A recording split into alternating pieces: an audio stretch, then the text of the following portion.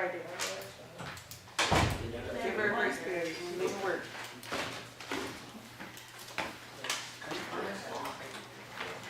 Yeah, well, everybody's good. This meeting will come to order. This will be noted in the book of the minutes that the required 48-hour notice was mailed to the office of the Times, the Trentonian, and the clerk of the city of Trenton, as well as posted in the main entrance of the authority, 875 New Willow Street, in accordance with the New Jersey Open Public Meeting Law. Roll call, please. Commissioner Gentry. Here. Commissioner Green. Here. Commissioner Lopez.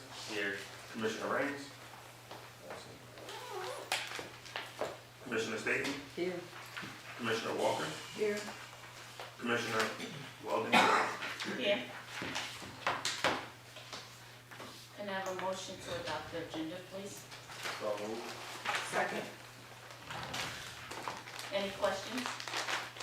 Roll call. Commissioner Gentry. Yes. Commissioner Green. Yes. Commissioner Lopez. Yes. Commissioner Staton. Good comment, Madam Chair. I had requested that future meetings of the commissioners would always have a segment for Board of Education, and I haven't seen it yet. But I'll approve this agenda, but I made a request for that, it's not here. I don't remember that. I'm sorry, Ms. Staton, what was your request? Board of Education, It'd be like a separate agenda item for Board of Education. Oh, something okay. different, just a little something, talk about, just a little something else, a policy, a rule, or anything, but Something new. something that, to educate the board. Commissioner Walker. Yes. Commissioner Weldon Jordan. Yes. Can I have approval of the regular meeting minutes held on October 8th, 2025? So moved. Second. Any questions? Roll call. Commissioner Gentry. Yes. Commissioner Green. Yes. Commissioner Lopez. Yes. Commissioner Staton. Yes. Commissioner Walker. Yes. Commissioner Weldon Jordan. Yes. At this time, a report from the secretary.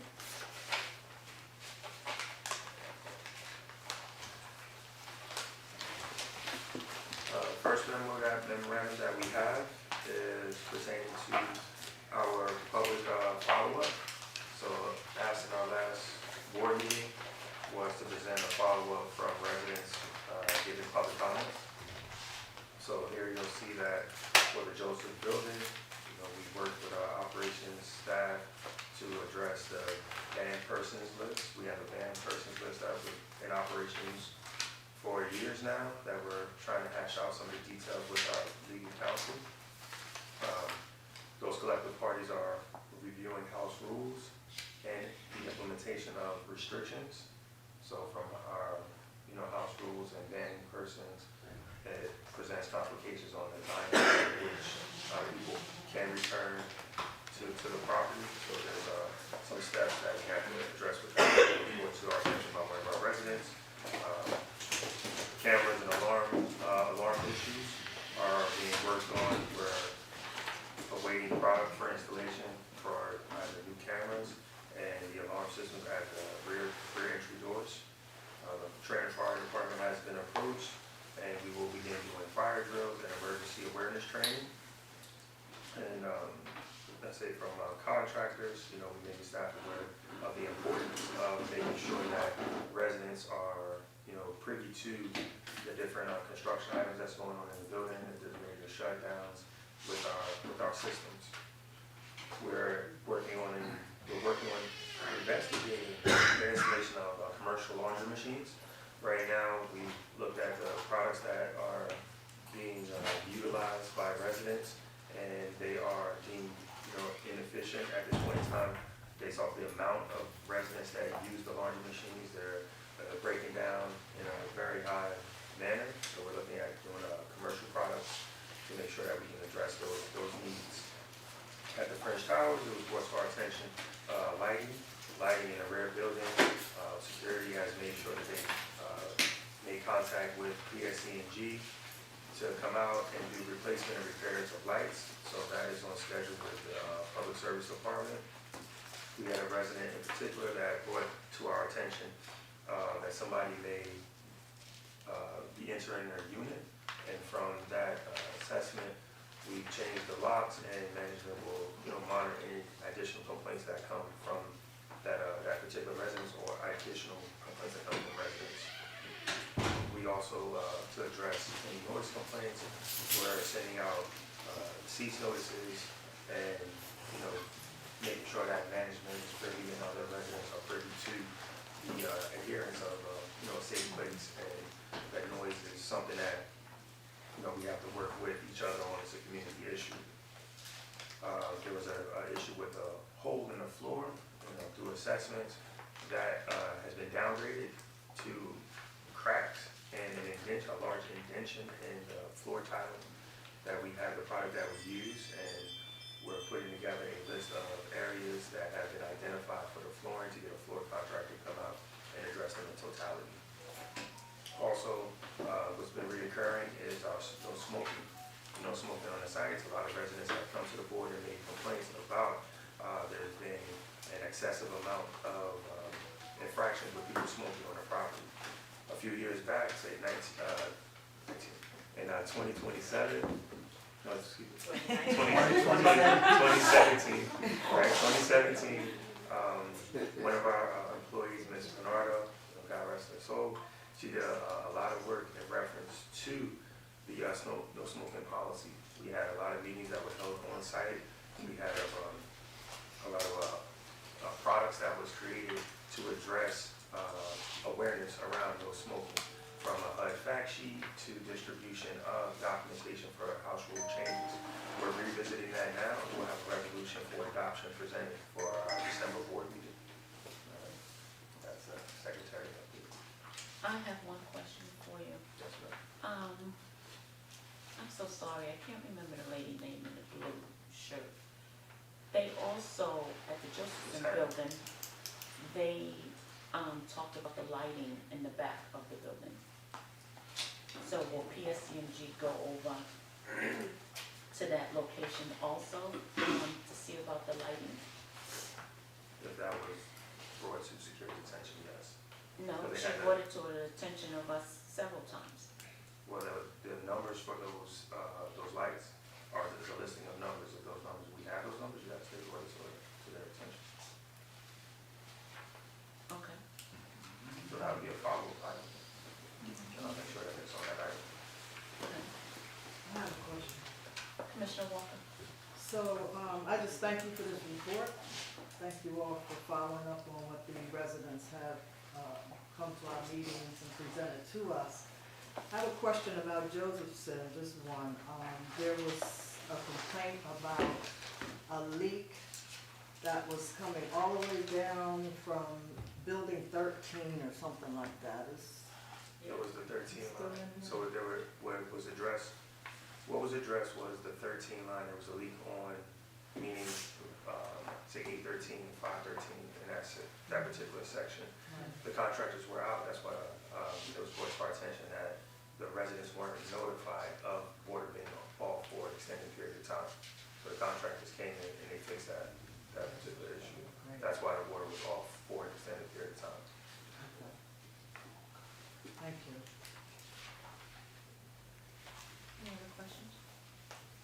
No question, Madam Chair, but I concur with Commissioner Walker on this thorough report that addresses a lot of the concerns that have come to us on numerous occasions. And I'm glad, and I'm hoping that this will continue forward, and hopefully that this will cut down on the satisfaction of the residents. Thank you. At this time, we have resolutions. Right. Good morning, Commissioners, or good afternoon, Commissioners, I should say. Made it through so far here. So we'll start today with Resolution 2533. This resolution authorizes the approval of the 2024 annual audit prepared by Aprio, our independent auditors. It is recommended that the Board of Commissioners approve the resolution for the 2024 annual audit. which we have a unqualified opinion for, meaning that the financial statements were fairly presented in all material respect, and the organization is financially stable going into or as of 2024. Can I have a motion to adopt resolution 25-33? So moved. Second. Any questions? I have a question, or a comment. On this annual report, it says something in here about, what is it?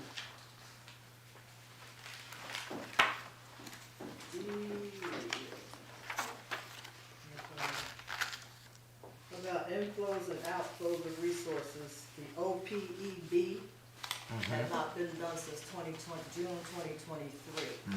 So I'd just like to see in the next report that it was done for June 2024 and June 2025. Yeah, that is a measure that's done by the state. So it's not something that's predominantly controlled by the housing authority. It's the OPED, I believe, is the it's related to benefits for individuals. Post-employment benefits. Correct. Yeah. So and what happens is the state has to file that and release that information, and for the auditors to review. But because the state hasn't released that information for that period of time, we don't have any say or any type of I guess weigh in on that. So we are still waiting. It's just something that this is outstanding. It's been outstanding for quite some time.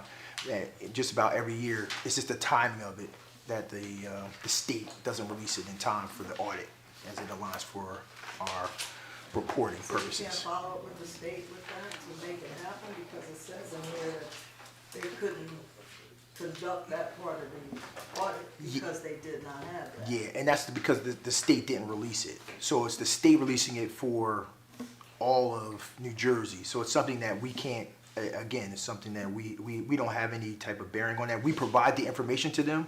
I don't know, Ms. Fran, if you want to speak on that. I was just gonna say, the reason that it's difficult for us is because we operate on a calendar year, Right. and the state operates July through June. So it's a timing So thing. it's a timing thing. But we'll follow up with it and 2024. we'll weigh in on it. But it didn't materially affect our, you know, Right. the opinion of the agency as a whole. But Okay, thank you. Any other questions? Mr. Tibbs, I don't remember the recommendations. Is that something you can give me a copy of from this audit?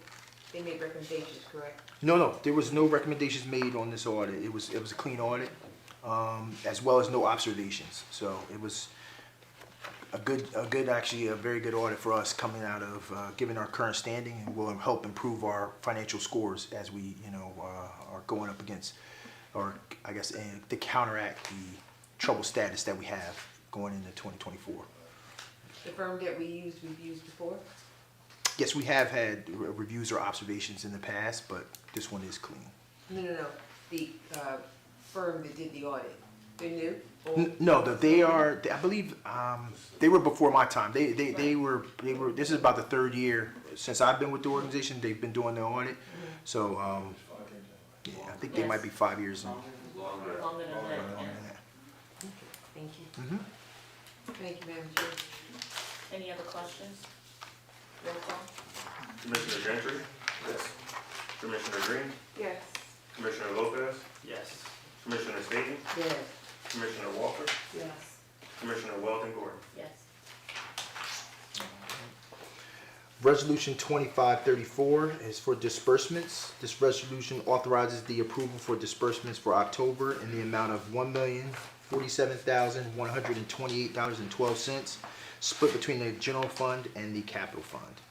It is my recommendation that the Board of Commissioners adopt the resolutions approving the disbursements for the month of, I should say, October. Can I have a motion to adopt resolution 25-34? Motion to adopt. Second. Any questions? Hearing none, roll call? Commissioner Gentry? Yes. Commissioner Green? Yes. Commissioner Lopez? Yes. Commissioner Staton? Yes. Commissioner Walker? Yes. Commissioner Weldon Gordon? Yes. Moving right along. Resolution 2535 and 2536 kind of go hand in hand. This is 2535 is a resolution authorizing the amendment to include the new executive director on the budget for DCA, as well as some minor changes that were processed for, I guess, reallocations between budget items and things along those lines there. So this one here is the amended version which we are approving on 2535, and then 2536 would be to adopt the budget. And this is for 25. This is for the budget for 2025, not 26. This is our old budget. You know, this is already done because of, we've already approved this. This was approved already in February of 2025.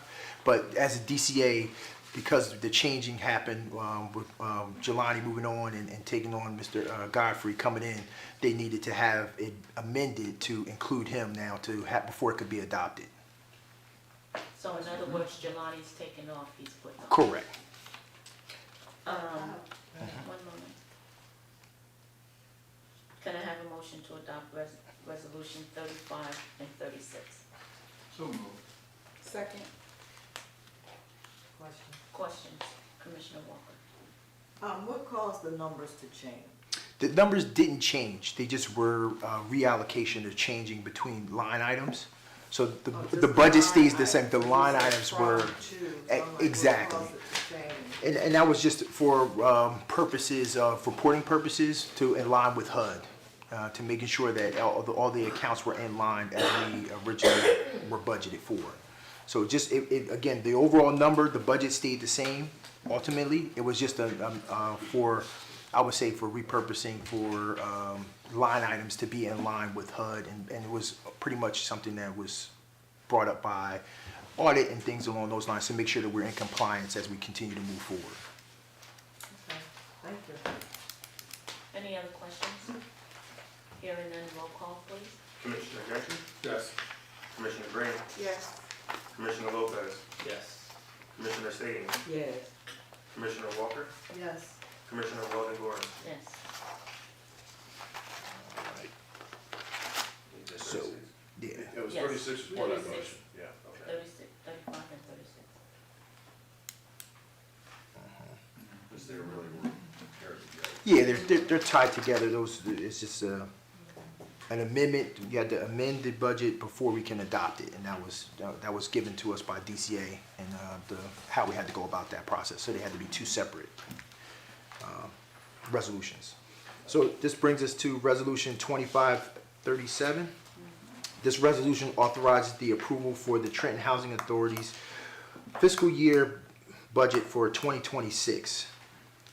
It is my recommendation that the Board of Commissioners adopt the budget approving the fiscal year budget from January 1, 2026 to December 31st, 2026.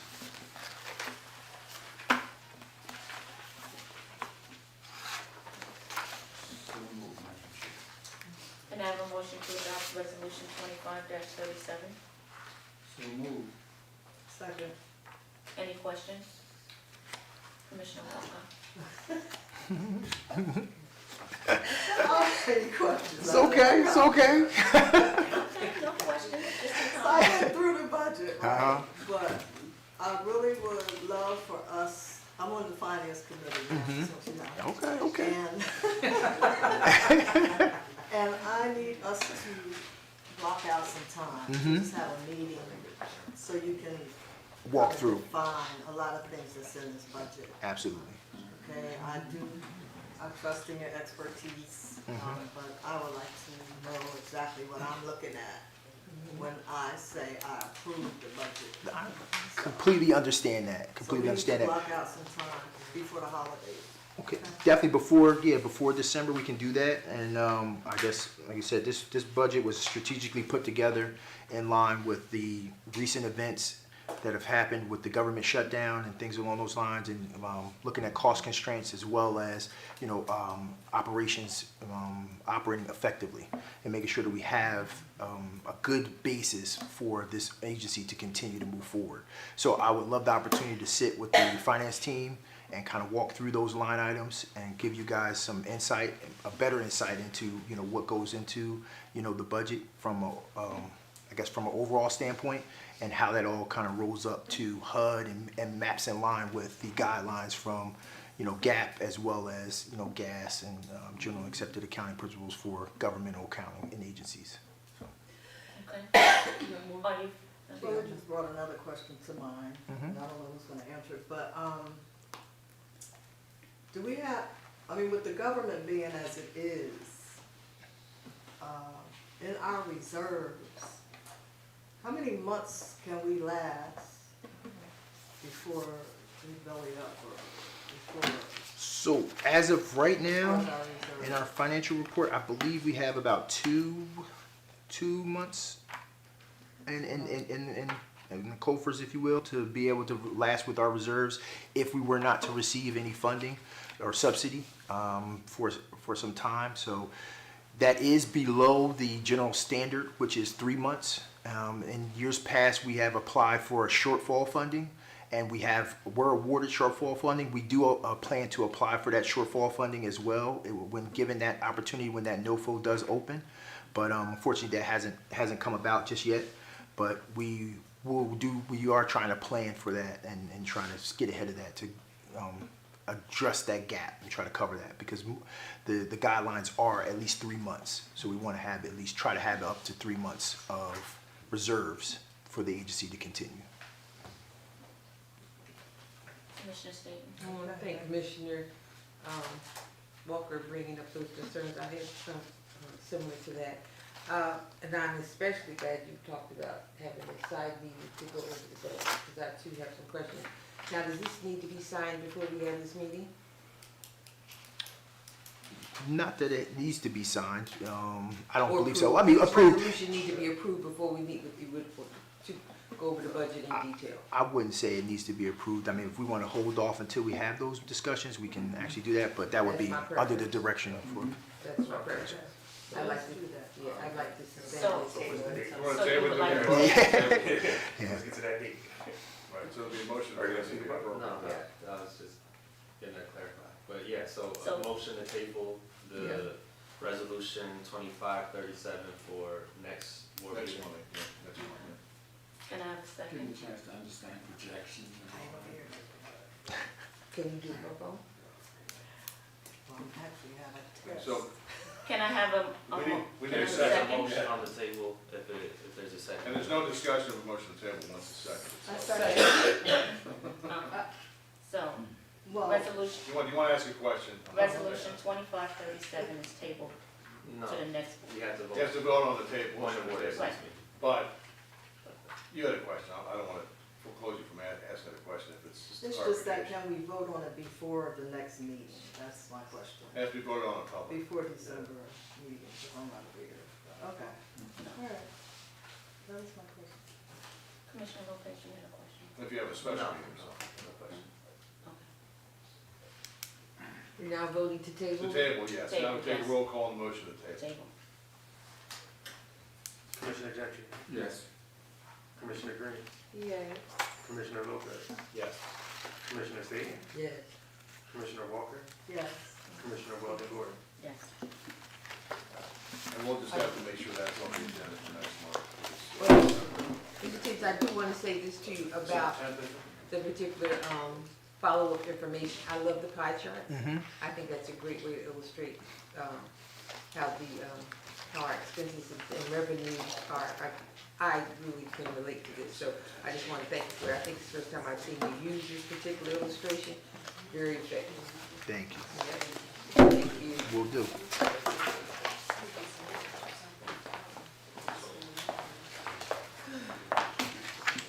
Good afternoon, Commissioners. Good afternoon. Resolution 2538.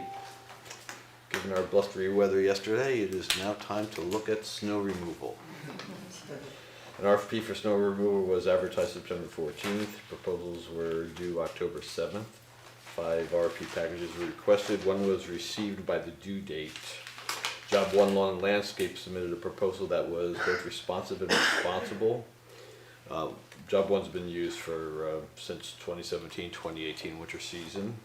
We are electing, as we did last year, to put job one under a retainer for $50,000 for the month of December. That covers insurance, mobilization of labor, equipment, materials. We will also, they take care of all the parking lots and all the sidewalks, so though if it's extreme, the THA maintenance will also help with sidewalks. We will put job one under retainer for $12,500 per month from January to April. If there is something significant though, it can go up to $50,000 per month. The entire season should not exceed $250,000. So we ask that you approve resolution 2538 so we can put job one under retainer for snow removal for the 25-26 winter season. Thank you. Can I have a motion to adopt 25-38? So moved. Second. Questions? I have several questions.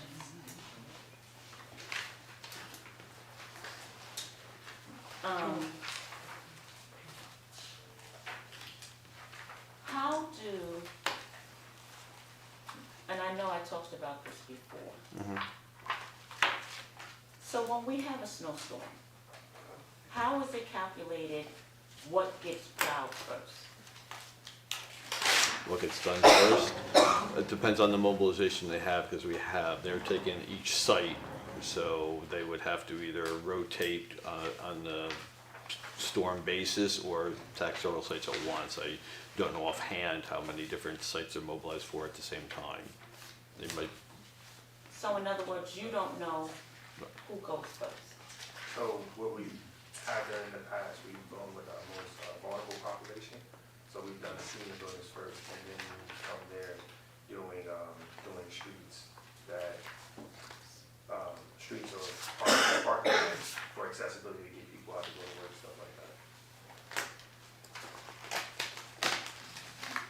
Remember, your block is not a part of our responsibility. We do that as courtesy. Yes, ma'am. So you saying the sidewalks where I live at, Not the is block, courtesy? the street.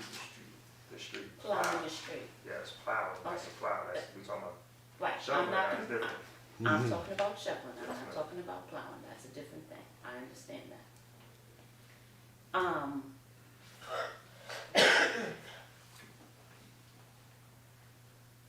That's fine. Any other questions? Commissioner Green? Yes, okay. So last year was a mess. So I just want to ask a question because I do believe that some of the street issues may not be housing authority. Say the streets that we don't own, and if our property is adjacent to the street that we don't own, and say if the city don't plow the snow and the snow gets icy, and people walk on the ice that live in our residence and they slip and fall on that ice, are we responsible? For the streets we don't, for the sidewalks we don't own. Okay. If we were to provide that extended courtesy, it falls under liability. Now, if somebody does walk there, fall by happenstance, they're gonna go after our contractor that we procuring and their insurance. They have insurance that indemnifies the housing authority, so they step in the shoes of the housing authority. That's one of the reasons why you want a responsible entity that does that kind of work, because they then have the insurance and everything else that protects the authority. So is there like a key person that we probably should be in contact with for the city just to ensure, because the residents, they will reach out this winter if the snow looks anything like how it looked last year. It was a lot of ice out there. It was a lot. It was really, really dangerous. It was really bad. And I realized that we don't own the street, but our buildings are adjacent to that street. So could you just probably maybe start that conversation now so it won't be an issue for us in the wintertime? That's right. Thank you. That's it. I'm sorry, I have one more question for you. Slipped my mind. Who is next in line besides job one? I forgot. For the bidding. next in line, job one was the only That submission. was the only, okay, Yeah. that's, okay. Oh, so nobody else responded to the RFP? Others got the RFP, but they're the only ones. 5 others Okay. picked it up, Right. Okay. but picking up and responding are 2 different things. Yes, So they were the only response. okay. I know I had a conversation before about us dividing the contract up. And the only reason why I say that is because I have nothing personal against job one, but I think that they're not qualified to do the job. And I would hate for us to hire them again and give them all of this money for poor performance. Now, I don't know if he's having a problem with staffing or what.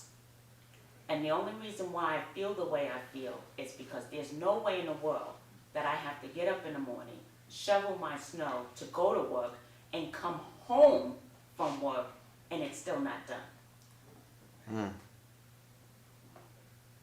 And I feel as though we pay a pretty penny to them for a job not done. That's my Okay. personal opinion. Right. So I'm thinking maybe, because we still got some time, that maybe we need to table this and put that bid out again. But that's only my own personal opinion. I have a question. So over the last few years, how many people have been bidding for this job? Have there been other companies over the last few years?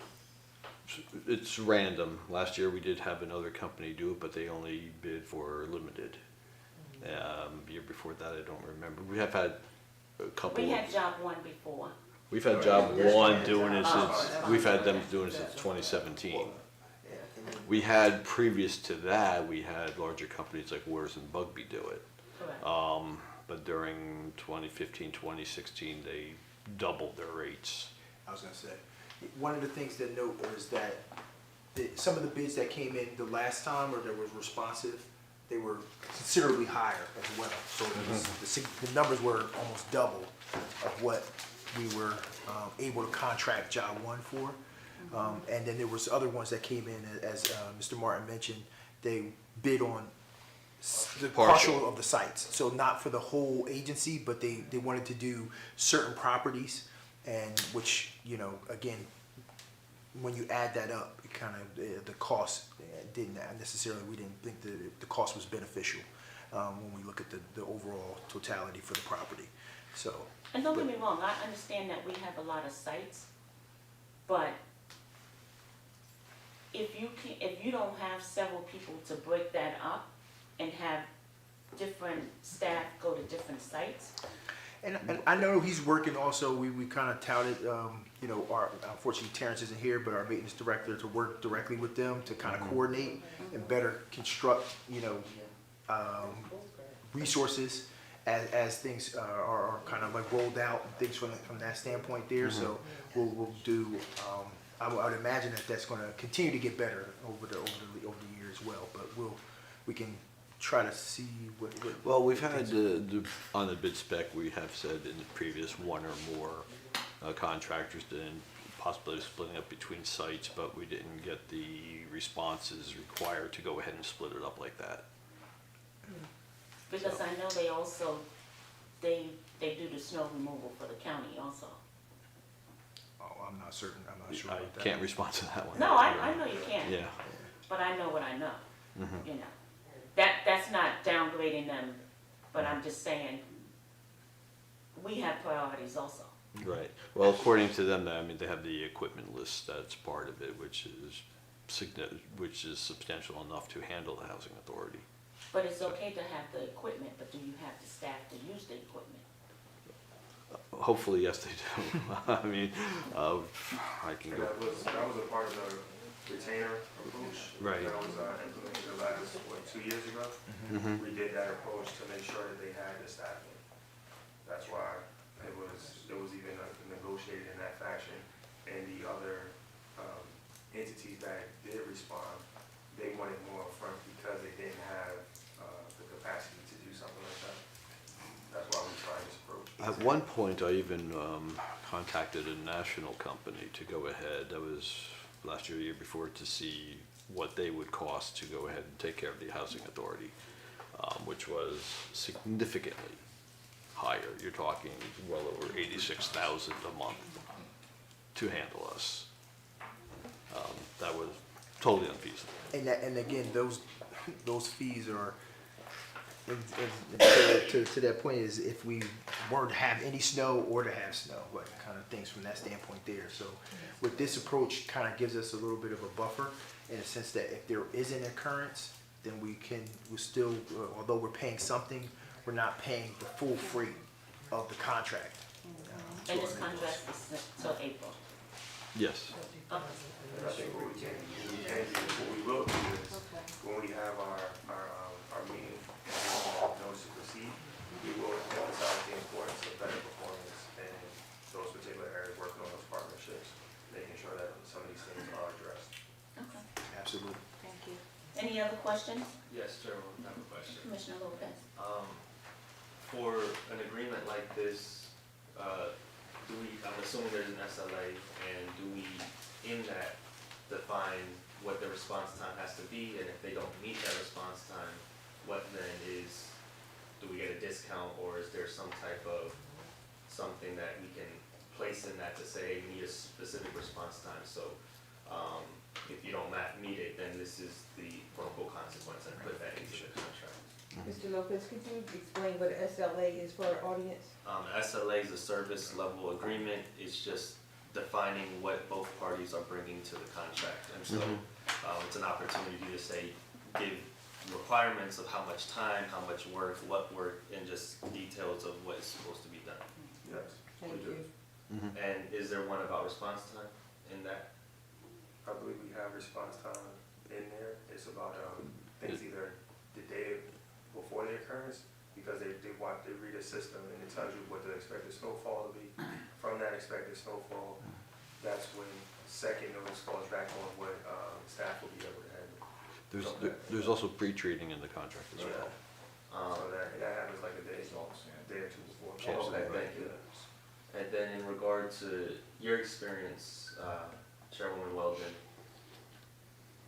I think we maybe have a discrepancy on expectations and definitions of what is a good job, and is that also a definition of, like, maybe not the pre-treatment, but the post-treatment of what is supposed to be considered a complete and detailed job, so that way we can also add that into the SLA?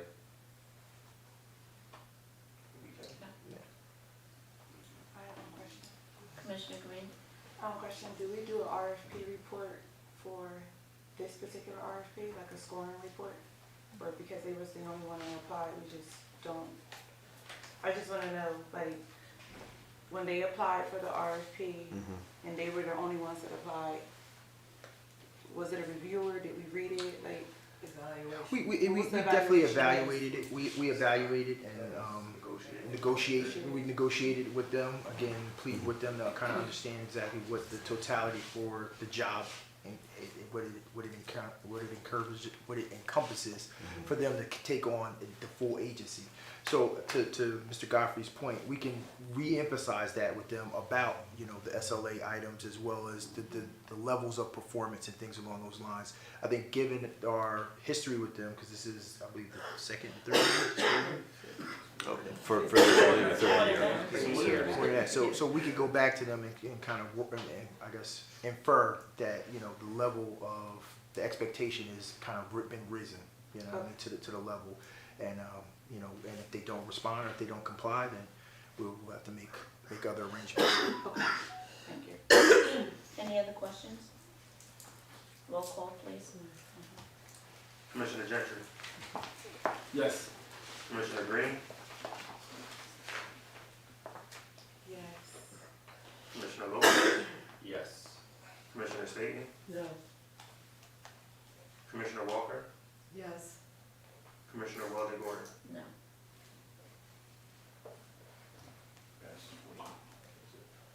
It didn't pass, right? Yes. It did pass?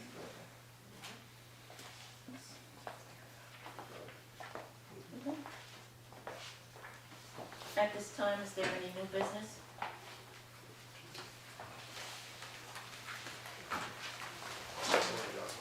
I don't understand, we always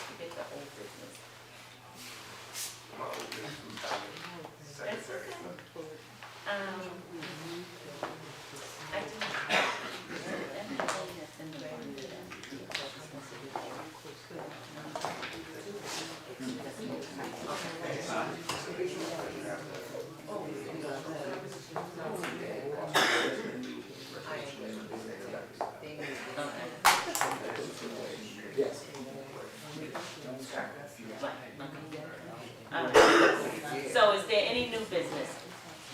Hearing no new business, is there any old business? I have some old business.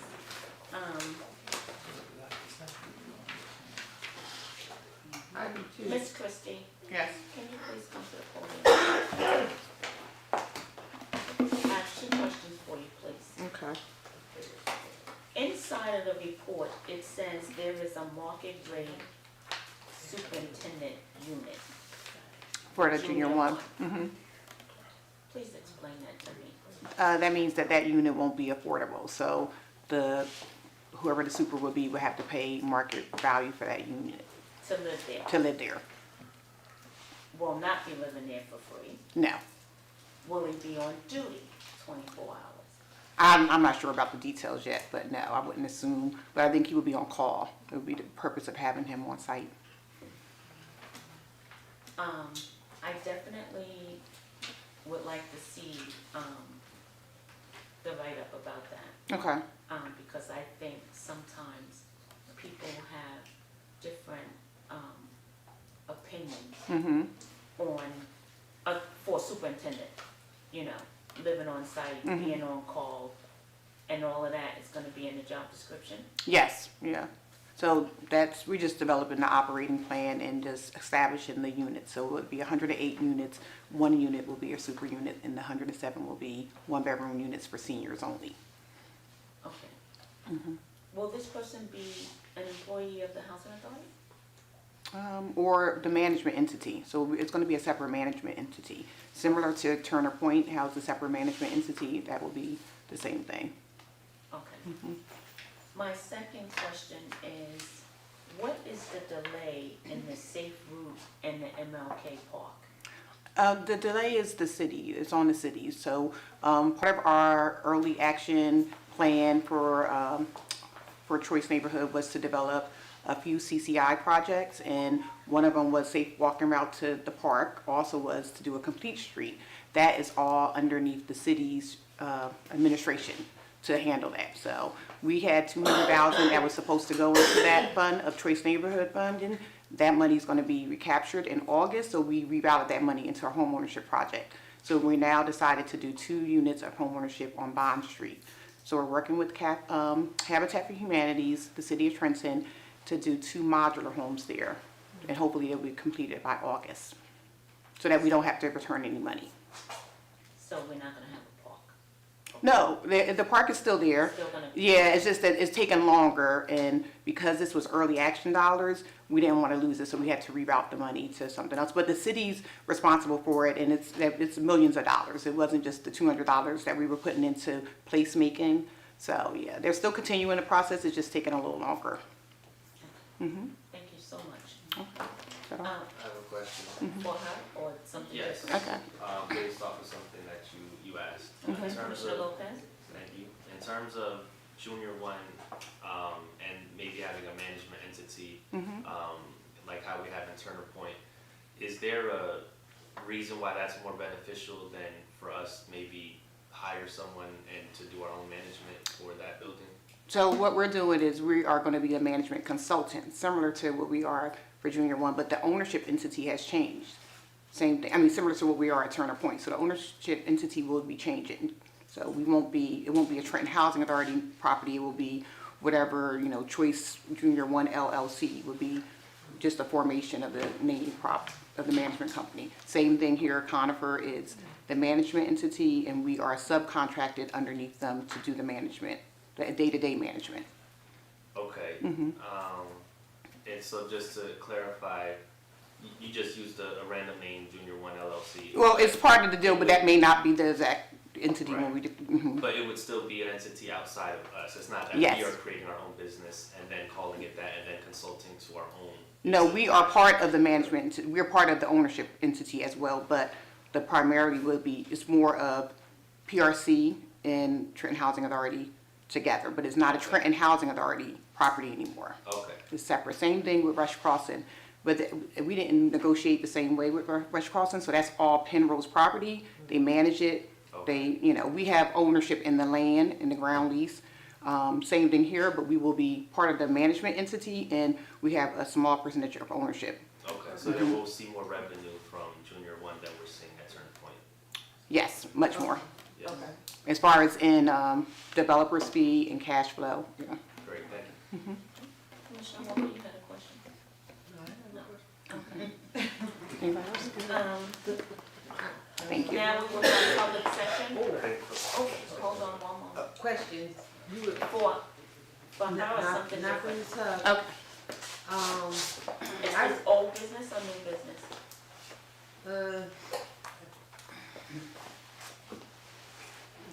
Is it business?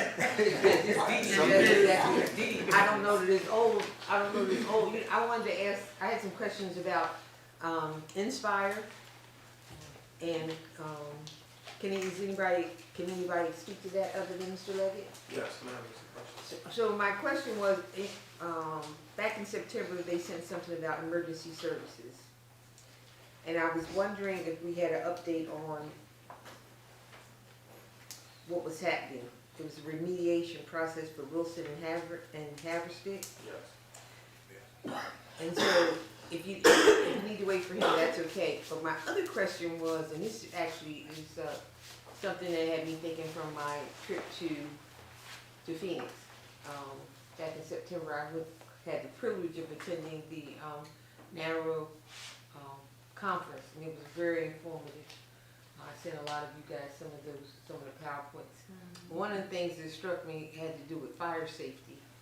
And so I went to this particular thing, and it was actually kind of nerve-wracking because the guy who was speaking, he talked about fire safety, he talked about having the detectors and all that, and how the sprinkler system, all of that really needed to be key, because in this one town, and it escaped me, I was going to look it up before I got here, but I got jammed up, but it was a horrific fire, and a lot of lives were lost, and the guy was just really bringing home, costs are high, yeah, but he said, don't penny pinch on your fire safety, because you'll feel much better having spent the money investing in your fire protection than spending it on lives lost.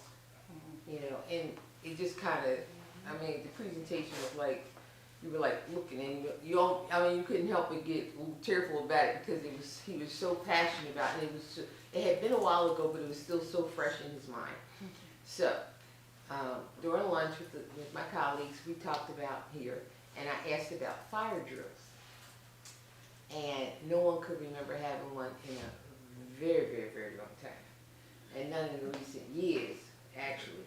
And so, yeah, so. In 50 years. No, not 50, just recent years. So I'm curious, I wanted someone to speak to me about fire drills.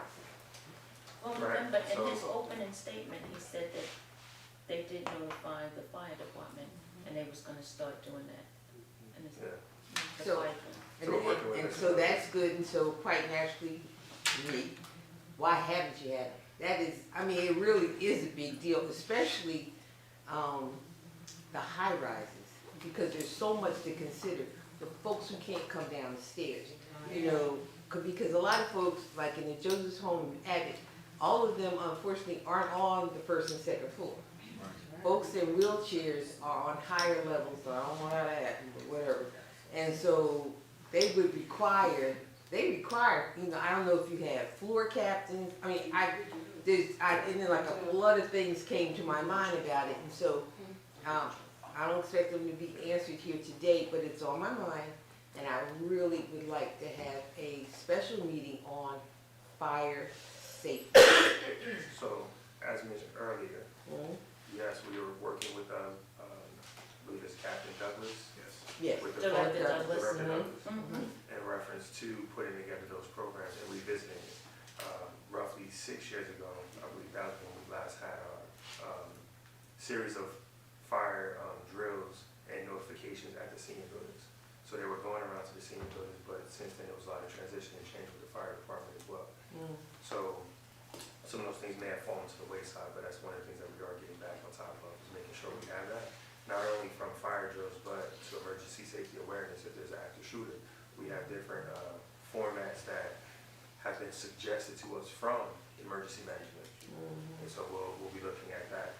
When it comes to Inspire, right now, our management staff is being trained on Inspire using the tablets and for us to reduce further costs from us having to continue to outsource some of these inspections. We have a maintenance staff that was trained on the actual execution of what Inspire is asking for now, which is heavily resident focused now, is everything on the unit. So we're actually going through an Inspire inspection today. So to address the usage of the funds from an emergency standpoint, we were trying to make sure that we were prepared for today's activities. So they have an inspection that's going on right now. One last question on this, well, for now, on this. In the apartments where folks aren't mobile or have mobile issues, do we issue stickers for the window or something so folks know that? We have a sick and frail list, and that sick and frail list is to be placed at the manager's office or in the security area. So when the fire department does come, they're using the trucks to get up, they know where to go.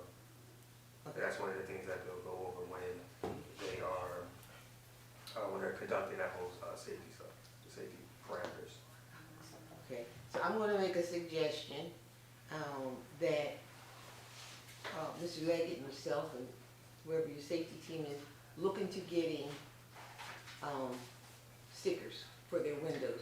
I know you got a management list, sometimes you can't get to that management list. But if you have something on the window, because firemen, they know to look for that, because they got them now, for the kids' room and stuff like that. You might consider getting those for the windows and maybe even the doors. And they need to be fluorescent in case it's dark, and so they can have, it can, come on when emergency lights come on for a fire. Just, yeah, I just like to see that tightened up a little bit, and the folks who have really special needs be identified readily by emergency personnel. Yes, ma'am. Thank you. I also think that should be, not just only for people in the wheelchair, but also people who. Any mobility, yeah, any mobility issues, asthma, whatever, can't get down steps, should right. be put in there.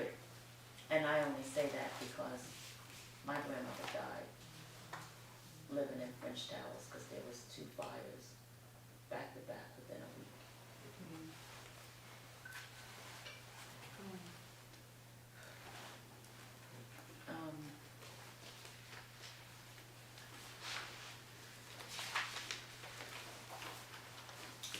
I would be truly interested to know how they planning on evacuating people who are in wheelchairs and stuff like that. So, any other questions? Not for me, Madam Chair, thank you. At this time, we'll have public session. Please, when you come to the podium, state Mr. your Coleman. name. Mr. Coleman? And your address, please, and apartment number.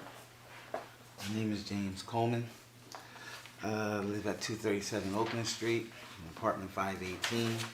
I am the president of the resident council. And, you know, I know this might irritate a couple of people, but right now I don't care. So what it is like, we have this smoking policy still, what you said that you're supposed to have on the sites. And even in my resident council meeting, there was like, that's just something that's a formality of what y'all put down because there's no way that y'all can enforce the smoking policy. And a lot of people come and they feel like, okay, so, and my other question is, with the smoking policy, does that include the marijuana? You know, because people say, we smell a lot of that in the apartments, on the floors and everything. So I just want to know that does that smoking policy include that? You know, and what we're saying, a lot of people send out their money also, and we're getting late notices. Like everybody, certain people pay their rent on time, but they're getting sent late notices. So they want to know if is there a policy or something that can be put in place that would tell them that their rent was paid on time or something like that instead of getting all the late notices. Because people pay their rent, and I know I paid mine on time, and I got tired of sending mine out and coming back with a late notice as being threatened to get put out, you know, and I know I pay my rent. So, you know, I started taking it to the office, but then there was a problem with that, so they stopped that. So I brought it down here to pay it, and one person said, well, we're not going to take, they're not taking any rent today or whatever, but they took mine because I wasn't taking that back with me, you know. So I'm thinking, you know, these are things that we have a problem with, and we need them addressed so that people can stop getting eviction notices for not paying their rent, and they know they pay them. Thank you. Mr. Coleman, when you get a chance, you'll have a conversation with Mr. Tibbs. Okay. Absolutely. Mr. Coleman, who turned you away when you went with your receipt for your rent? Who said they didn't have time for everybody, but they did take yours because you made a point you wasn't gonna leave? Yeah, Can you say who? but the No. person that was supposed to, because I had it at the desk with the guard that's just there now, and she was like, they're not, they were only taking Yeah. certain particular, they weren't taking anything but like, I guess, eviction payments or whatever. So I tried to, you know, that's why I said I would give her, I'd bring it to her, but they said she did take it, so she came out and took my receipt and everything, so that was good. Okay. Thank you. You're welcome. Well, let's connect. It was the guard that turned you away? I need to understand. Sir, she's talking. It wasn't- No, It wasn't the guard. It wasn't the guard. It was the person, someone It in. was the person that she Oh. called because they said they weren't taking any, you know, any walk-ins. They were taking only people that were considered to be facing eviction or something or whatever.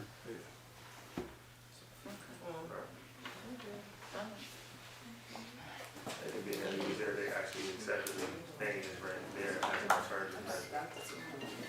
Who's next on the list? Point of order, it just seems like there's some guests who maybe didn't sign the sheet yet but want to speak, and I'm getting that feeling, so I don't know if we Oh, can there's a few others, so. make that Did announcement. everybody sign the sheet? Yes, all of us did, yes. All right, who's next in line? Ms. White?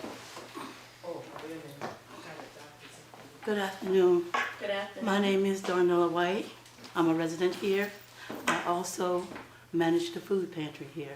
I'm sorry. Recently, it has been brought to our attention, Ms. White, Yes. excuse me? your address and Oh, appointment I'm number, sorry, please. 1088 Southern Street.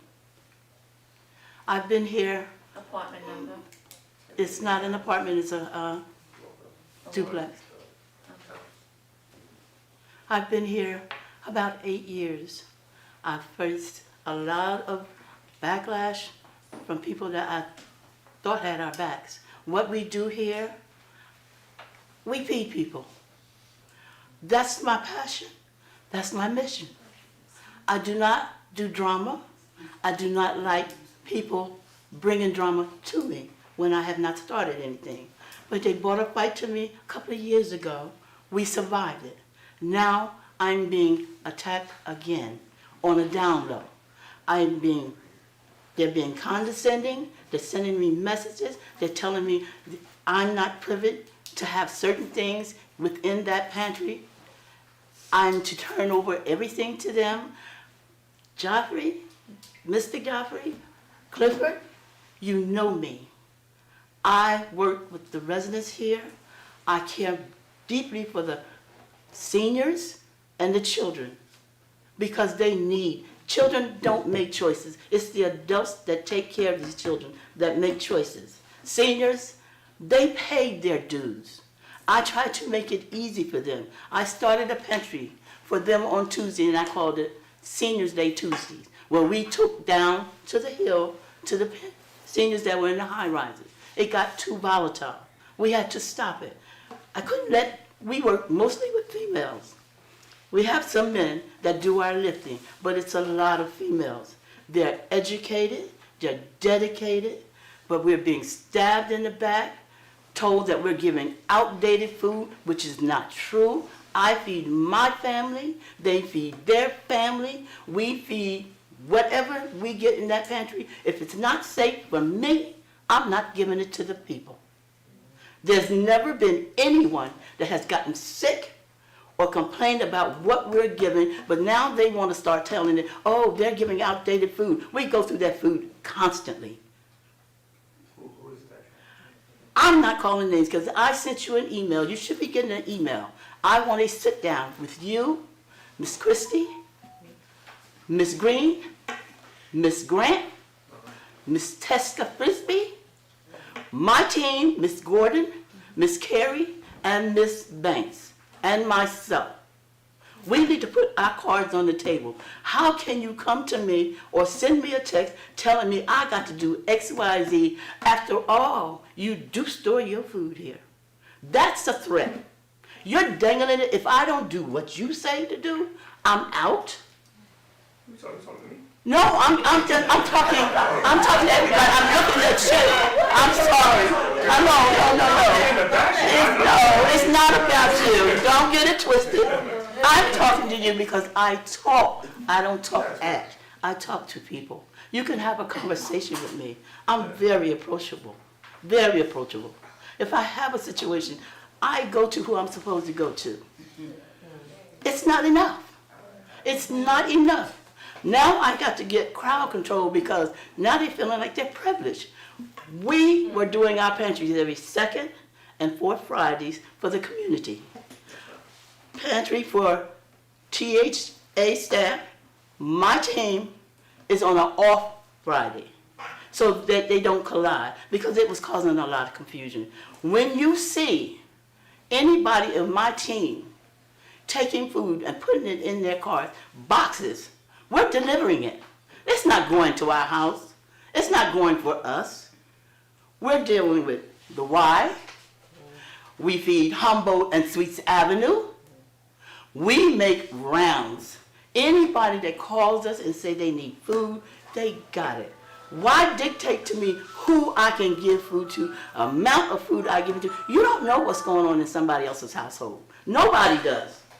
Nobody knows what's going on. You don't know what they're going through. They may work here, have a good job, but if they come to me and say, I need X, Y, and Z, I'm having a repast, we make it happen. We make it happen. We do not turn down anybody. I am not going to start doing it. If you come to Show Pantry, you will be fed. We will get it out to you. If you make a call, Sunday, Saturday, as long as we can get in here and get to the pantry, one of my team members will come here, fix that food, and see that those people get it. We don't know if somebody's fleeing domestic violence, homelessness, mother with children. It does not matter. If they come to say they need food, we get it. But right now, somebody's putting out misinformation. Yes, they are. And they're trying, I don't start no rumors. I've been out of commission for almost a year. Those ladies chose to hold down the fort until I get a hold of my health issues. I'm standing here now, I'm shaking because my back, I've had 2 back surgeries. I went from not walking to walking with assistance to walking now with a cane. I am a fighter. And I'm letting you know, I want it on note that I want to survive with this pantry. I want this pantry to stay here, but I do not want to have a thumb on how we dilly out our donated food. Ms. White, We do not get federal, we do not get state. My team goes out there and gets that food. We have a delivery, we go through that food. Before anybody gives it out, it's checked. It's checked. I have been advocating for people to get it together for the last 2-3 years. I know what's coming down the pipe. Stock up your shelves. Shelf milk, cereal, oatmeal, whatever that can be sat on the shelf and sustain what's going on. I have been advocating for it. Well, guess what? The chickens have come to roost. Nobody's getting snatched. Guess what? Our line is going to get longer. yes. And then tomorrow, he may snatch it again. So what we get and what we do it because we have a passion for it. because it's the right thing to do to give back to the community. But don't pee on my head and tell me it's raining, because it's not. Don't jump in off the hard work we put in and say, I want to take it over. This is not information that you are privy to. What am I privy to? What am I privy to? Why do I have to be privy to? Feed people. Why are you coming at me? Why? It's not business, it's personal. Leave your personal stuff at home. I tell my team that. If you're not having a good day, stay home. Don't come up in here with that. Everybody has something going on. Everybody. I'm not exempt. I have my struggles, but my struggle is a survivor. I am a survivor. When I tell you I have survived, you would not believe it. I died and came back. Allergic reaction to anesthesia. That was just this year. So when I say I'm a walking miracle, I'm not going to let it stop me. I'm going to keep striving to do what I do. But meet me and do not lie to me. Do not lie to me. Tell me the truth. Tell me the truth.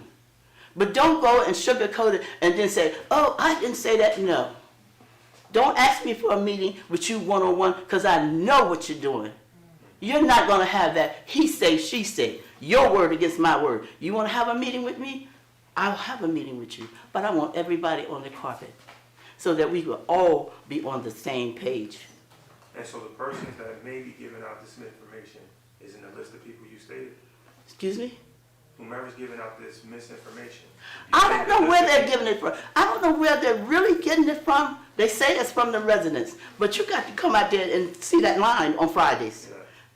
Those residents aren't complaining. Those are my regular that come here faithfully to get food. They know they come for counseling at times. They say, Miss White, I just need a hug. Mama White, I just need to talk to you. We give counseling. We don't just give food. There's a lot of young people looking for answers. They know to come to the seniors, maybe they'll get them. They'll single you out. When they come and want to act a fool, I tell them from 1 to whenever we finish, that's our house back there. You have to follow rules. Every establishment has rules. Everybody has rules. You must follow. They come to me drunk. They want to cut up. They come to me threatening us, want to cover up. It's not happening. They don't have to come here. And I let them know that. You can go down the hill and pull it up the hill. You can go to the west side, you can go to the north side, you can go to the south side, but you're right here. You're right here. Ms. White, It's I a have passion. one question for you. Sure. Can you tell me why you included Tessica Frisbee? Is she a part of your She's group? my council person. Okay, She's my council person. I reached out to her okay. because I didn't know what else to do. I reached out to people won't answer the question. They don't follow through. But if something is wrong, oh, they're all in my face. They're calling me. They're texting me. Okay, I just needed to know because I believe first in handling business inside first before we take it outside. That's the No, only reason why I asked but that no. question. And I agree with that at a point. But it was an inside person that told me the first time there was a problem, oh, they came in Friday morning. You got to take everything out of here. I'm saying, what? Okay. You got to remove everything. I said, why? Oh, we're going to remodel the gym. That was 5 years ago. Had I listened to him, where would we be? So you will set up a meeting with Mr. Godfrey? He's getting an email. Okay, Thank you. no problem at all. No. Next in line. My name is Anise McRae. I'm 77 years old. I'm a new resident at Joseph's Sons. Pardon? Me? We can't hear. Oh, What was your apartment number? 502. Thank you. I've been there less than a month now. It'll be a month on the 17th. My complaint is that I spend most of my time in my car and sleeping in my car. I'm a cancer patient. And my apartment is consumed with smoke, chemical smoke odors. And even when I cough, it's black soot in my sputum. My nose has sores in it, and my throat also.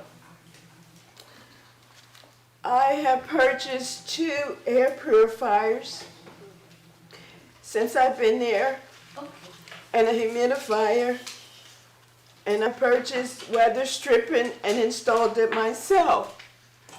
And I'm still not having any relief from the smoke. I'm seeing my oncologist, my ENT doctor, and now a lung doctor, and using an inhaler. I went to the residents' meeting last night for the first time, and I found out that the floor that I lived on is one of the worst floors for smoking. And even last night, the firemen came because my alarm went off in my apartment for CO2 warning, and they had to give me a new stove this morning, and I thanked them for doing that. The only thing they've done is put 1 rubber strip down my entrance door, the front door, but there's gaps all around the door, and my apartment is consumed with that smoke. So they told me last night that there was an available apartment on the 3rd floor, which is much better. So I want to ask for a reasonable accommodation either in the building or outside of that building. And number 2, my second complaint is that it's unchecked bed bug infestation. And on top of that, I don't need bed bugs coming in to my apartment. From my understanding, the gentleman won't let them come in and do anything, which makes us all at risk. He comes in the community room and he's all around in the lobby, he's everywhere, and he lives down the other end of my hallway. On top of what I'm going through now, not being able to breathe in my apartment, I don't need bed bugs in there.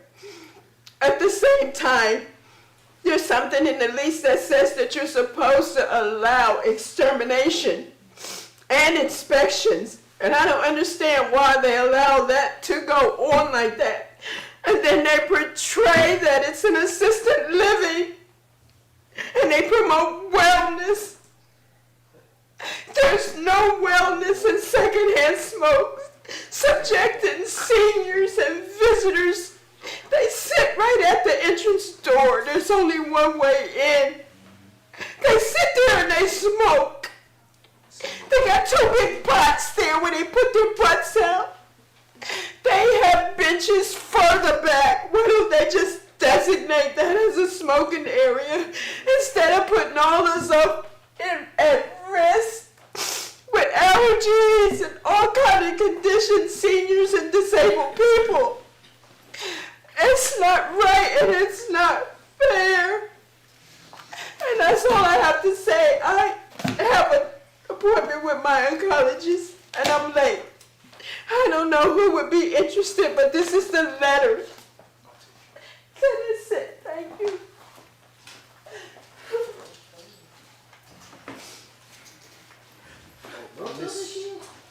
Joseph.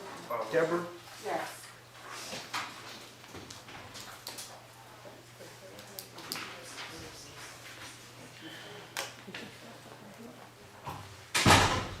Hello, my name is Deborah Hutchison.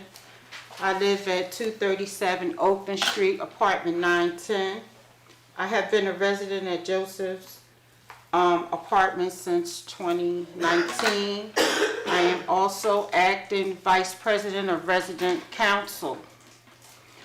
I come before you today, I'm not sure what's your name. Staten. Satan. Staten. State. Not Okay, Staten. I'm sorry. But Staten. the reason I'm standing up here is for major reason of what she brought up this morning or this afternoon about a fire plan. I am had a meeting with our floor captains about the fire because I spoke to head of security and I told him that I would have this list. Right now in our building, we have 30 residents, which some are in wheelchairs, walkers that can't go down the step. There's no fire plan. Like you said, if we were to have the fire drill, if the firemen or had an actual fire, they would not know which people are shut in. Those that can and can not get out. Even the office does not have a plan, even though we have the list of all the residents in the building. There's not one list in there that would help the firefighters find out who is shut in and who needs help down the step once the elevators are out of commission because of the fire. So I spoke with Crystal, that's the manager, and we wanted to speak with her and find out if it's some kind of plan that we can get some kind of stickers, as you suggested, outside the door. We can't put them on the windows because the windows is inside. So we need something outside the door to let a firefighter know that this person cannot get out. We have a couple of special issues. We have 2 families in the house. In one of these units, the mother caretaker also has an autistic child in there, which they are allowed to stay there per Crystal said, she explained it to us. When even if the caregiver is there caring for their loved one, that resident, that they're allowed to bring their child. That person does not come out the apartment at all. So the firefighters wouldn't even know that these 2 other individuals, along with the residents, is in this unit. We got 2 residents that barricade their door. So it would be difficult for a firefighter to even reach them in case there is a fire. The firefighters wouldn't even know what's on the other side of the door. And the reason why I know, because our floor captains, and I have one of the residents because I'm a floor captain also, when I knock on this person's door, it takes her 15 minutes to unblock the door just to let me know that she's okay. Now, when she goes to the door and she said, I'm fine, she'll close the door and she'll be putting all that stuff back in front of the door. So, as I explained to Crystal, we need to set up some kind of, I don't know what they can do to help those folks that's in this special situation, to make it easier for a firefighter to know that someone needs to be rescued in that unit. The other reason I'm up here is because right now, if you go to our trash pickup, our bins, the 2 trash things are filled to capacities up there. The groundskeepers cleaned it up this morning, but it's filled. Nothing else can go in there. And we were wondering if they can expand trash pickup. We know we can't get another trash thing out there, but can they expand the pickup of the trash, that they come out more frequently? And you know, the holidays is coming up. And the lobby has patchwork. Like, they took the railing down, they patched it up. You can see where they patched it up. And it's been like that for 8 months. 8 months. This is what people see when they come in, when loved ones come in to visit us, is this patched up lobby. They haven't painted it yet. In the elevator, the fixtures are coming off. The brand new elevators that they put in, the fixtures are coming off. On the 7th floor, the tile on the east side is pulled up. We got people that's going down this, and the light fixtures need to be fixed. It's dim. We have people with walkers is going down this, and it's easy for them to trip up on this busted up tile. On the 9th floor, as you stated earlier, we had water coming down. Well, the water is dried up and the paint is coming off the wall. We have no fire plans on the floor at all, none. Last night when we had our residents meeting, they complained about smoke on the 5th floor, even though we assured, this is one of the residents that was just up here, we assured her that, yeah, there is no smoking in the building, but yet it still continues to be so. The laundry room smells awful. Once they have 5 machines, once that water go down, it goes down slow. So by the time it's finished and wait overnight, it's got a bad odor. It smells really bad. We have broken scooters in the hallway, which would make it difficult for a firefighter to get through to anybody's apartment, where even if it's not their scooter, they have it in the TV room, they have them in the hallway. Now, management has asked them to remove these broken scooters, no success. They're still in the hallway. The laundry carts that's supposed to come out the machine does not come out. People are not getting back their money that they're losing, trying to get the cards out of there, and also money in the machines. They're not getting back their money at all. Overnight passes, I understand that they had on the table that they wanted to extend overnight passes, and honestly, my personal opinion, from what I see, they're not ready for that. They have people in there abusing these overnight passes. I went in the office and watched a visitor bring down his own pass to stay overnight, and it was approved, right in my face. And I brought it to the person's attention. I was like, what are you doing? It was like it was nothing. And a lot of people, as Reverend Cohen said about rent receipts, when they take their money order, and let's say they bring it to $875, they was wondering if they can get a receipt saying, okay, Miss Deborah Hutchison was here and she paid her rent on this day.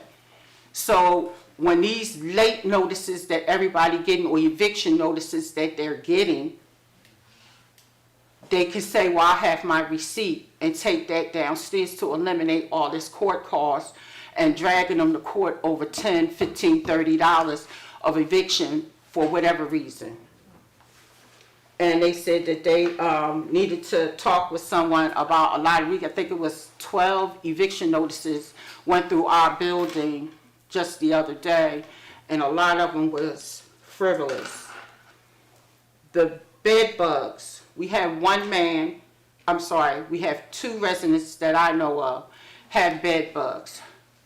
This particular man, we cannot open up the TV area because this particular man comes down and watches the television. He's full with bed bugs. He refuses to let any exterminator in the apartment. He barricades the door so they cannot come in. He brought, social services came to us last week. He infested the whole social services van. They had to shut it down and pull off, and they don't know when they're coming back. They refuse to do something about this man and these bed bugs. When the exterminators came and asked me, do you want us to come in your apartment? I said, no, I'm good. I'm good. I was good. Next thing I know, I got a letter from their lawyers, I need to cease and desist. And I said, only thing I told them I was good. But if you can send me a letter like that for me saying, oh no, I don't need you this month, what are you doing for this man to keep going around infesting? This is the 3rd time our community room was shut down because of him. 3 times.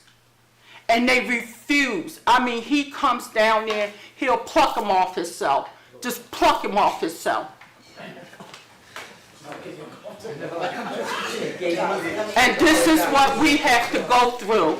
in the building, and I can understand, she's just moving here. Can you imagine all this coming at you, coming from a place that you don't have to deal with stuff like this, to come into a place where it's nothing being done about it? It's nothing being done about it. We have to talk with someone about it, which, one good note that the residents did say, we got heat. We got good heat. They love the heat, but the water is lukewarm. I just have a question. You know the address of this gentleman? Oh, yeah. The bed bug? Oh, yeah. Oh, yeah. Wait, 512. wait, I'm sorry, you gonna eat? continue. So that's basically all the issues that we have at Josephson Building. Thank you. Thank you so much. Thank you.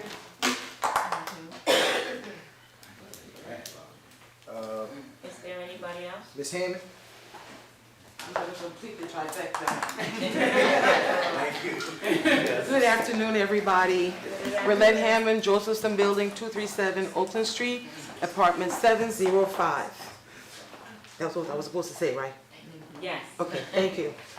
I got a whole bunch, so I'm gonna just, I'm gonna start with the fun stuff first.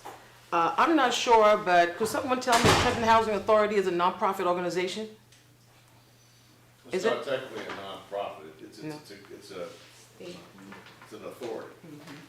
Okay, I was asking because I've been trying to get extinguishers for the apartments in our building, and I'm having trouble because I'm not a nonprofit. So I guess I'm going to have to work on that. All righty, and I was going to ask you all to partner and help so I don't have to pay it all. Back to the fire situation. Okay. So I want to say thank you for bringing it up because I brought it up the last meeting, and I see you're piggybacking on that, so thank you very much.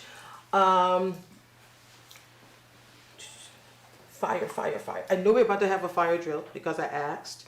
We had the head of security in our building, and Mr. Glover, and he went through the building, checked doors, and of course my question to him was, what are you gonna do with the 400-pound lady on my floor when she needs to get downstairs? And he's like, we're gonna work on it. He had the fire department with him. We have a fire door that doesn't close, 804. It does not close properly. The fire is right next to 804 on the floor, and it doesn't close, period. That means, you know what it means if there's a fire. She talked about late fees and everything. This is a personal one. I've been in the apartment for 5 years this month. I have yet to get a letter on my from TD Bank about my, what do you call that stuff? The money you give, the money you give when you move in? That's it, thank you. Thank you all, I'm getting old now. I get the person who lived there before me, I get his every month, every 3-4 months, I get his. His mail comes to me. Bed bugs. So we have, you heard about Mr. Liznak.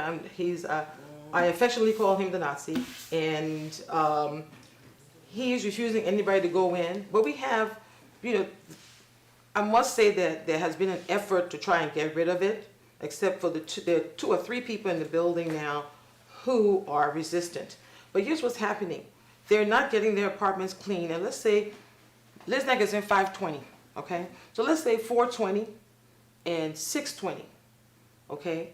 He's there in the middle. So since he's not getting anything done, they're getting the bed bugs. All right, they're getting the bed bugs because no matter what they do, it's still in his place, and then they're going through the vents and whatever else, and they're getting into the other people's apartments. So that's what's happening with that. Someone talked about the stench that we have to deal with. So we got stench coming from the trash because as it stands now, it's so full you can't close the lids. And somebody came, a maintenance probably tried to make it decent. They cleaned it up. 2-3 minutes later, we had trash all along the side. I took a picture this morning on the way here. Anybody wants to see, I can show you. So the smell, we have sewage smells coming from behind the building, in the back of the building. So that means all those people on the 2nd and 3rd floor, the community room, the laundry room, the kitchen that we work out of as a resident council, we have to smell the sewage. It's sewage. Now, I complained about the dripping water in the front of the building by the community room. It was fixed. So thank you very much. That was fixed. Someone took care of that. The elevator, somebody's pushing the panels. Okay, so the panels, we have like 3 panels, and they're big and square, a little bit bigger than that, they're squarer than that. Somebody's actually literally moving it. So when you come, you see it's off kilter, because they all were like measured properly and everything. Somebody's messing with it, alrighty. And since we have elevator cameras, whoever's doing it should be seen on the camera doing it, or you should be able to find out who's doing it. The scooters, the security asked the management team to send to these people a notice. They had a certain amount of time to remove these scooters. Alrighty, I kind of saw him on my way in here. He said scooters will be gone within the week. Okay, so that answers that. Visitors. We have visitors in the building who never filled out a form because, and they know when not to come in. There are certain security guards who work. You can't just get by them. Alrighty, but there's some, you distract them and then you take your guests and you swing them into the elevator and go upstairs. So now you know the person's in the building, they're in the building illegally. What are you going to do? Well, my answer was call the police. They're trespassing. Alrighty, but none of them seem to feel that they are entitled or in what's the word I want to use, empowered to do that. If you can't do that, then why are you here? Okay, because the person has no business in the building after midnight. Alrighty, you call to get the person out. They don't answer the phone. They don't answer the door. My feeling, call the police. Then they do musical apartments. So John would go and ask for Mary to visit, but Mary would be in my apartment because maybe I ran out of days. Alrighty, so he or she is not on the floor they're supposed to be on when you're looking for them. So that's one. Scooters. So I know we're going to have a fire drill. Debbie and I, first president for my building, I have been trying to call the fire department to get them to come to my building to teach the residents on how to use an extinguisher. Okay? And I've been trying to see if I can get the foundations from Costco and BJ's and Sam's to provide at least some. Okay? I don't expect them to give me 300 or something, but whatever I can get from whoever, that's what we're going to try and do.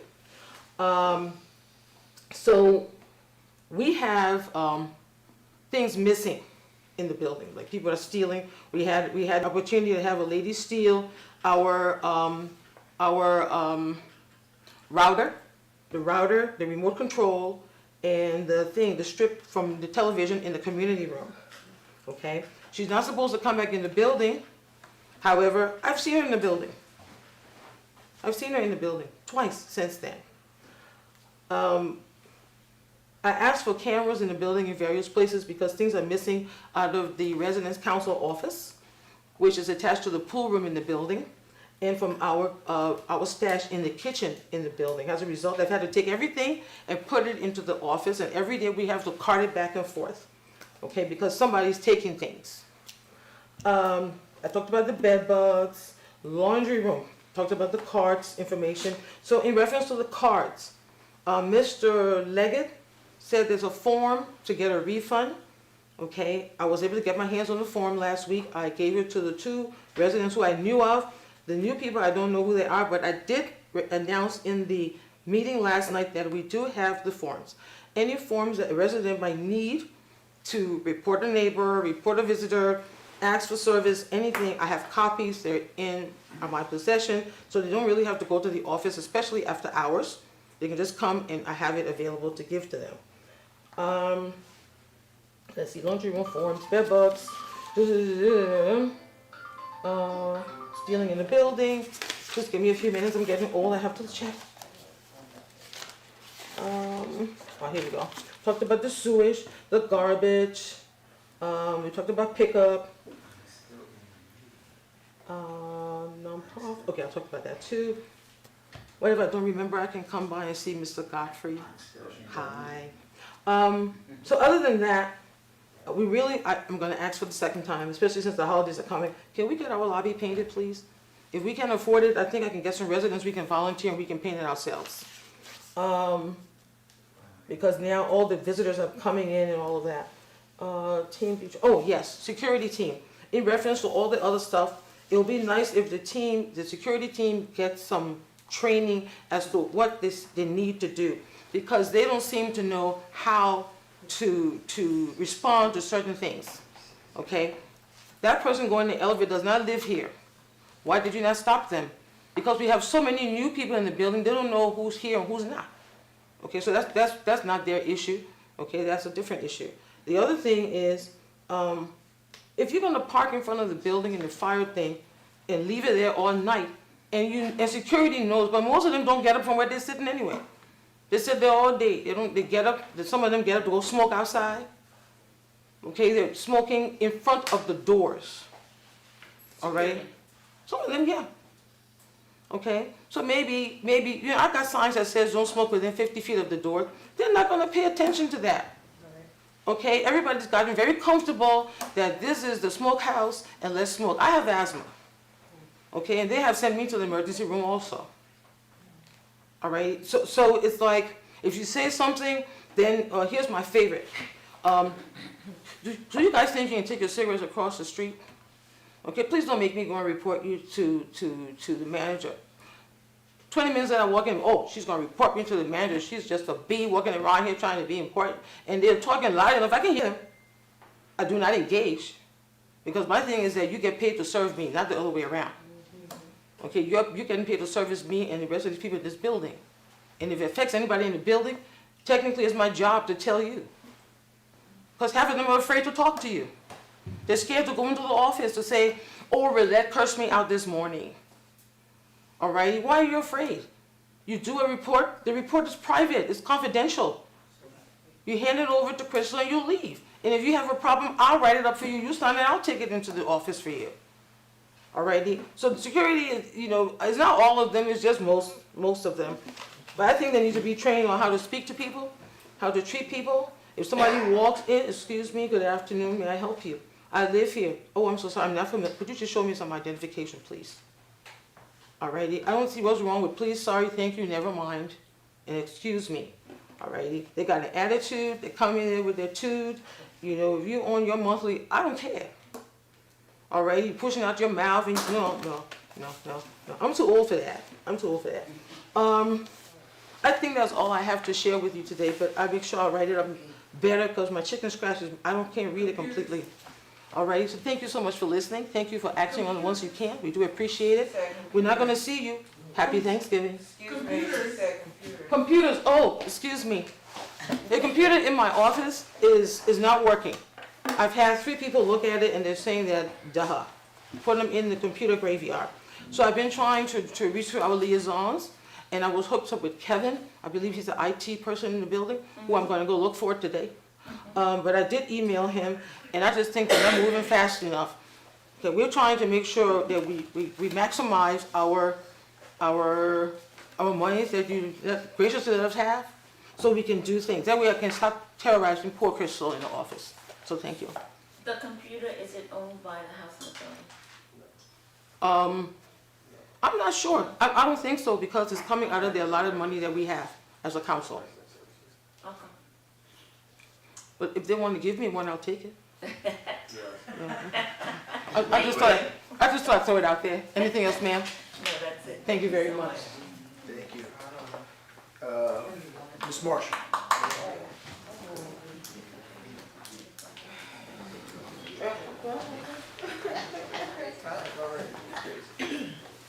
Good afternoon, my name is Virginia Marshall. I live in Downey and also a resident council. Appointment number. Southern Street. That's what I wanted to say. To Commissioner Staton, when you were talking about fire evacuations, when the last fire thing that I know that Donnelly had, because I had lived here and I was on the board, was 2006. Okay. And our evacuation was Father Rocco for the houses.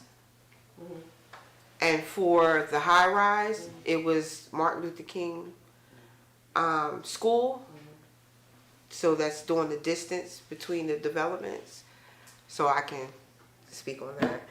But I agree with you on that. With all the developments, we do need an evacuation plan. I don't even know if our evacuation is that still, because it hasn't been revisited or talked about. So, as far as with the fire department, do we have a new evacuation?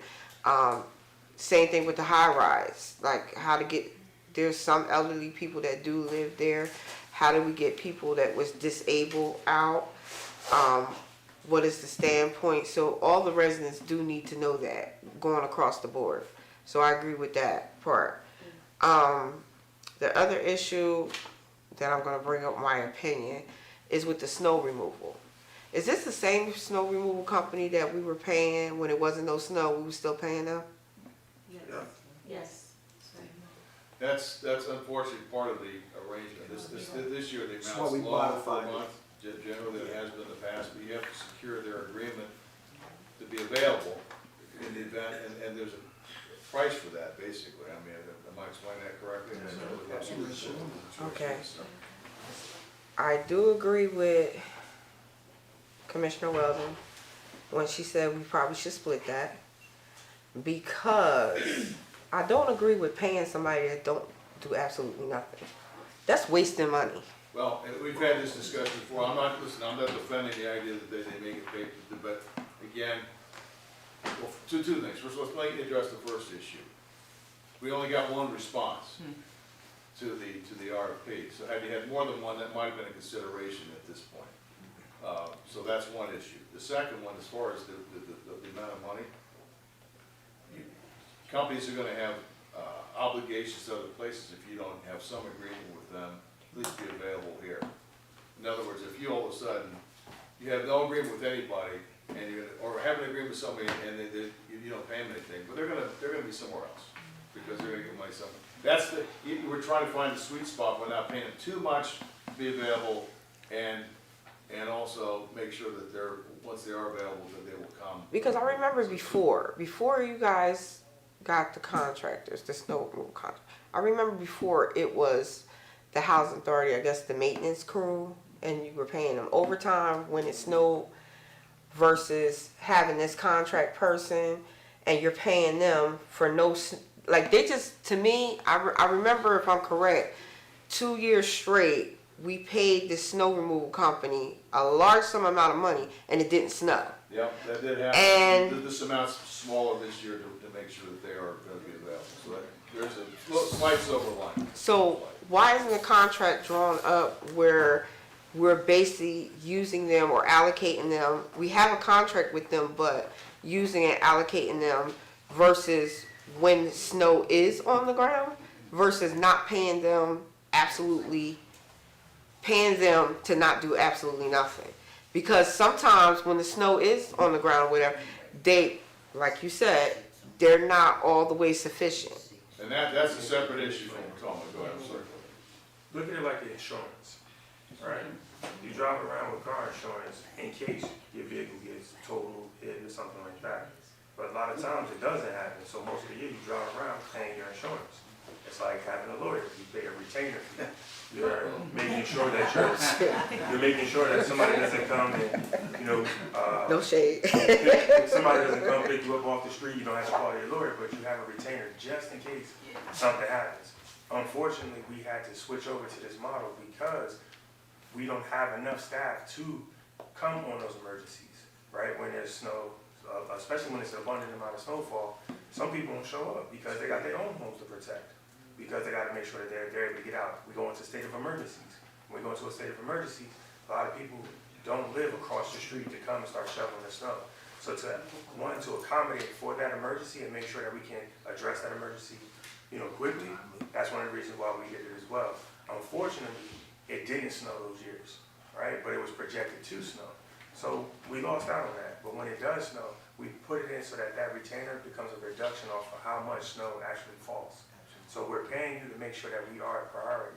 As Ms. Weldon had mentioned, we need to make sure that those priorities are being met and they're doing what is necessary per the service agreement. We have to do that. We understand that in some areas it's falling off. Now we got to to tell them to pick it up, and they have to do what's expected of them. But we have to make sure that people are available to do it, and by doing that, we have to pay a retainer. If we don't pay a retainer, they're gonna be picking people up from God knows where and saying, hey, can you come do it today? And then we're getting worse service. So to make sure that we get service and somebody's there, especially in our vulnerable population, going to address the senior buildings, we have to make sure that we have people available. I'm gonna tell you the service is poor anyway, because I have to shovel my own snow Understood?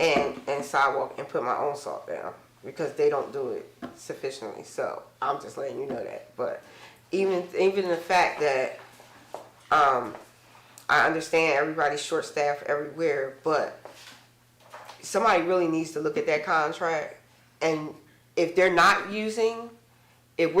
using them, just say from December, January, and February, it don't snow at all. You guys should be getting some funding back for not using. It shouldn't just stay totally with them, and they just like, oh, okay, we're gonna just keep on applying. That's how they, because we learned from our mistakes, so that's why we have to do the retainer. So the retainer is a small denomination of what the monthly would have been or could have been if we were operating under different formats. As was disclosed earlier, there's other companies that responded. They were going to charge us $85,000 a month, just no matter what. You can get $85,000 a month. We reduced that down to $12,500. That's what we're down now. So we're down to that amount, and we are saving money over time. Well, maybe you should look into hiring staff members just for the snow to cut down the cost period and to eliminate that situation. In theory, that sounds good, but just to hire somebody to cut the Seasonal employees are very difficult. It's just like you're doing with the lawn situation. What I'm saying, it's just like what you're doing with the lawn situation. What are we doing with the lawn situation? I'm saying, like you hired a company just to do the lawn from, summer, the beginning of summer to end of summer. It's the same. It's the same company doing the same service from the springtime or to the summertime to the wintertime. It's companies that do that. Yes. We're not hiring employees. Anything else? No. You just need to reevaluate that. That's all. All right. We don't have anybody on the list, but if there's someone who would like to speak, I'm sure they can come up. Good afternoon. Susan Pickett, Josephson, 806. You said 10:06? 8. 8:06. There's no 10th floor there. My issue is this. As of January of every year, the resident councils of all, I guess, I don't know about any other buildings other than the senior buildings, is given X amount of dollars according to how many apartments are rented. Why?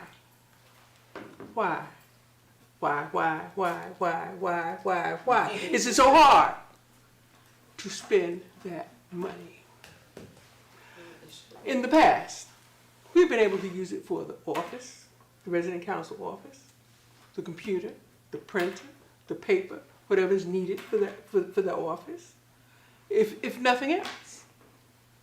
Sometimes we want to, want to go like to the museum or whatever, and it depends on what it is that they do at the museum.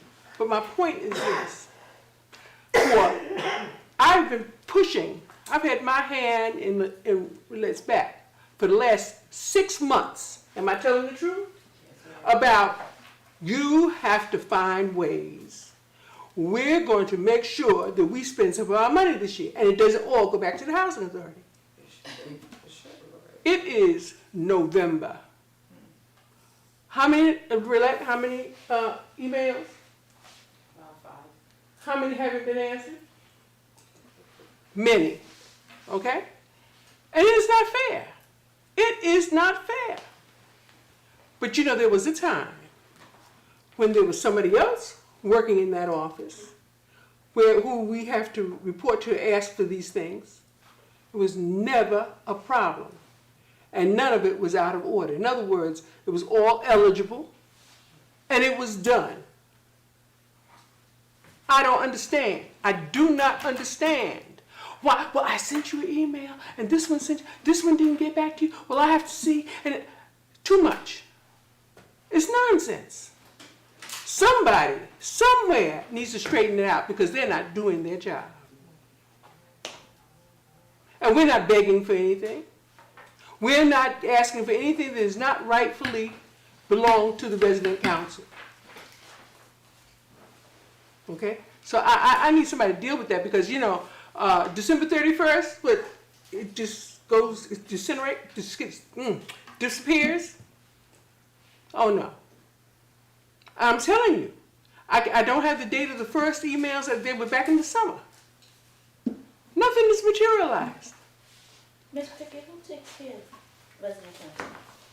Who? The president and the rest of us? No. Who do resident council report to? Who is that? I think it was Tanya Grant and Kaya Green. Thank you. Okay? But it is just not fair. We should have had a computer in there, papers, yes. I thought we switched over to you guys managing your own accounts. This is a general question. I thought that was. I'm right here. I'm right here.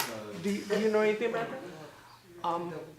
Well, we tried to get an account with the credit union. No, that's not what we're talking about. What? Okay.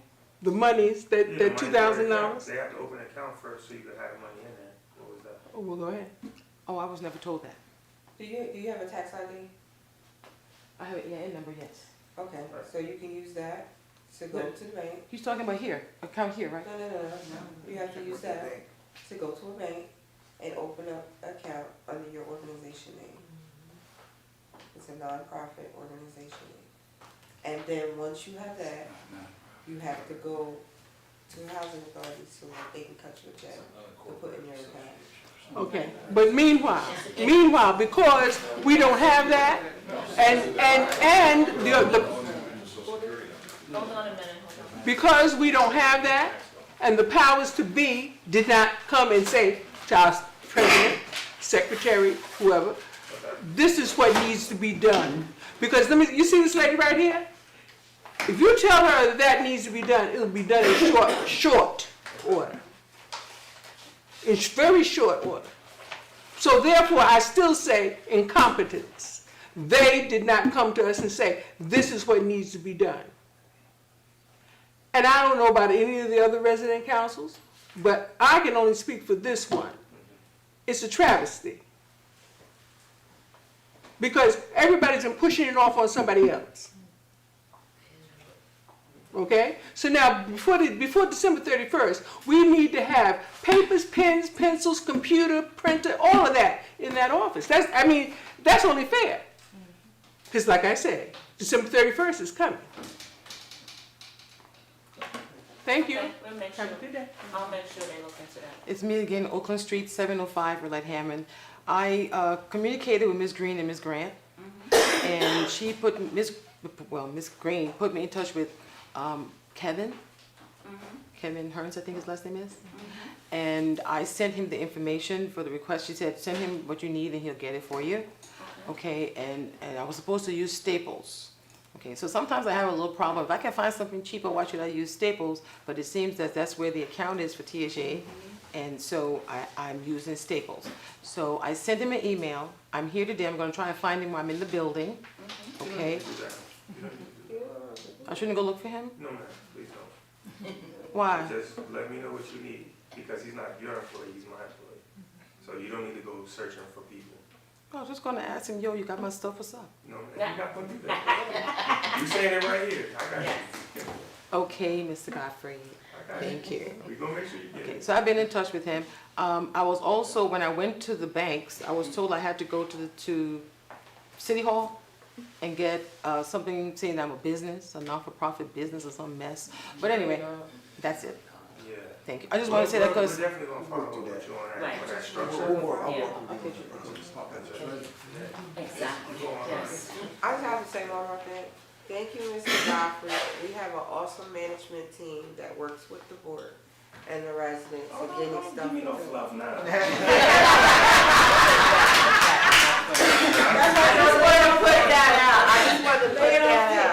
Ms. Patrona's here, she's working on structuring the staff that will be accommodated to all of the sites. You know, we're really doing our best. Well, we've been working with Camille and Mr. Reggie, Yeah. and they're awesome. They're on it. You know, anything we can tag team, my meeting, their meeting.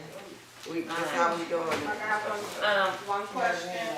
Can we get her team at Josephine? I'm just asking. I'm just trying to put it out there. We're working on improving staff accountability. We're working on improving. Can we split?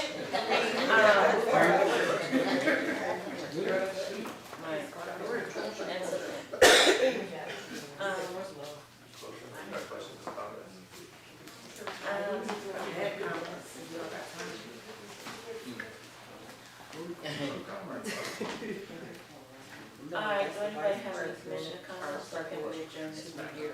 Oh, no, that's the right one. That's true. That was over 45 minutes ago. I got Put that with the same. pretty much. I got 5 minutes. maybe 5 minutes each. Yeah, I'll be very brief. I'm not gonna do it editorial, but I gotta have a minute. So first, I just want to say thank you for the floor, Madam Chair. To Ms. Coleman, Mr. Coleman, Ms. White, Ms. McCray, Ms. Hutchison, Ms. Hammond, Ms. Marshall, Ms. Pickett. Thank you for coming, and thank you for your comments. Glad to know that some of the things that you brought to us were resolved, so that's a good thing, because the board is certainly trying to see if these things are followed through, and the executive director did a great job on his follow-up report. So there's a couple things. What I want to say, I would encourage all the resident councils to meet jointly if you don't already, because some of you are a little more savvy on things to do, and you can share it with the other boards. You should really meet at least, every 2 months or something, and feed off each other and see how people are getting things resolved. As your employee, Mr. Glover, I would encourage, I'm going to request that he attend these meetings, Mr. Glover, all the time, unless there's like a major emergency, because he needs to hear his force, his group, under his leadership, the security force is ineffective.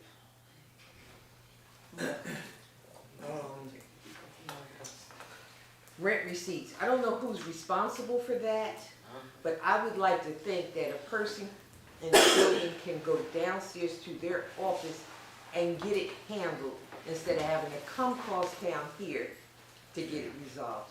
I don't want to really get into job titles or job description, but I think everything should be able to be handled at their home base. Everything. No one should be turned away, especially to acknowledge your rent receipt, to avoid an eviction notice.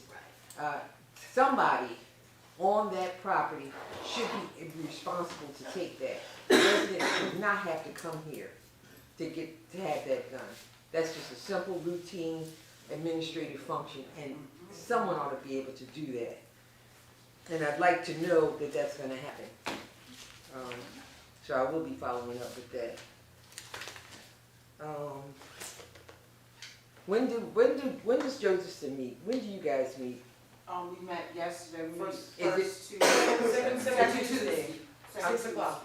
First or second? Second Tuesday at 6 p.m. Community room. Okay, second Tuesday, 6 p.m. So I had suggested to my colleagues that we each of us adopt a complex to kind of help, because this blows my mind when I come here and hear all this. So I'm going to just say today, that I'm adopting Josephson Home. All right then. That's going to be my spot. I'm going to come to your meetings, and I'm going to help you find the resources that you need. Thank you. Okay? I'll share with you my number and email, so you can call me from time to time. Wonderful. Okay? I'm not the ED. I know. We Okay, got you. I'm not the ED. I'm not management. I'm just a friend. Okay? All right. Well, we look at you as a board. Okay. Time's And out. that's it. Okay. That's all. 5 minutes I had. Thank you. I just wanted to commend Ms. Hutchinson. Aye. Based on all the information you got us on the disabled, the names, the addresses, what the problems were. And I would suggest to you to work with your manager and make sure that together you can compile that list so we can move further with what your demands are. Okay. Okay? That's all I have.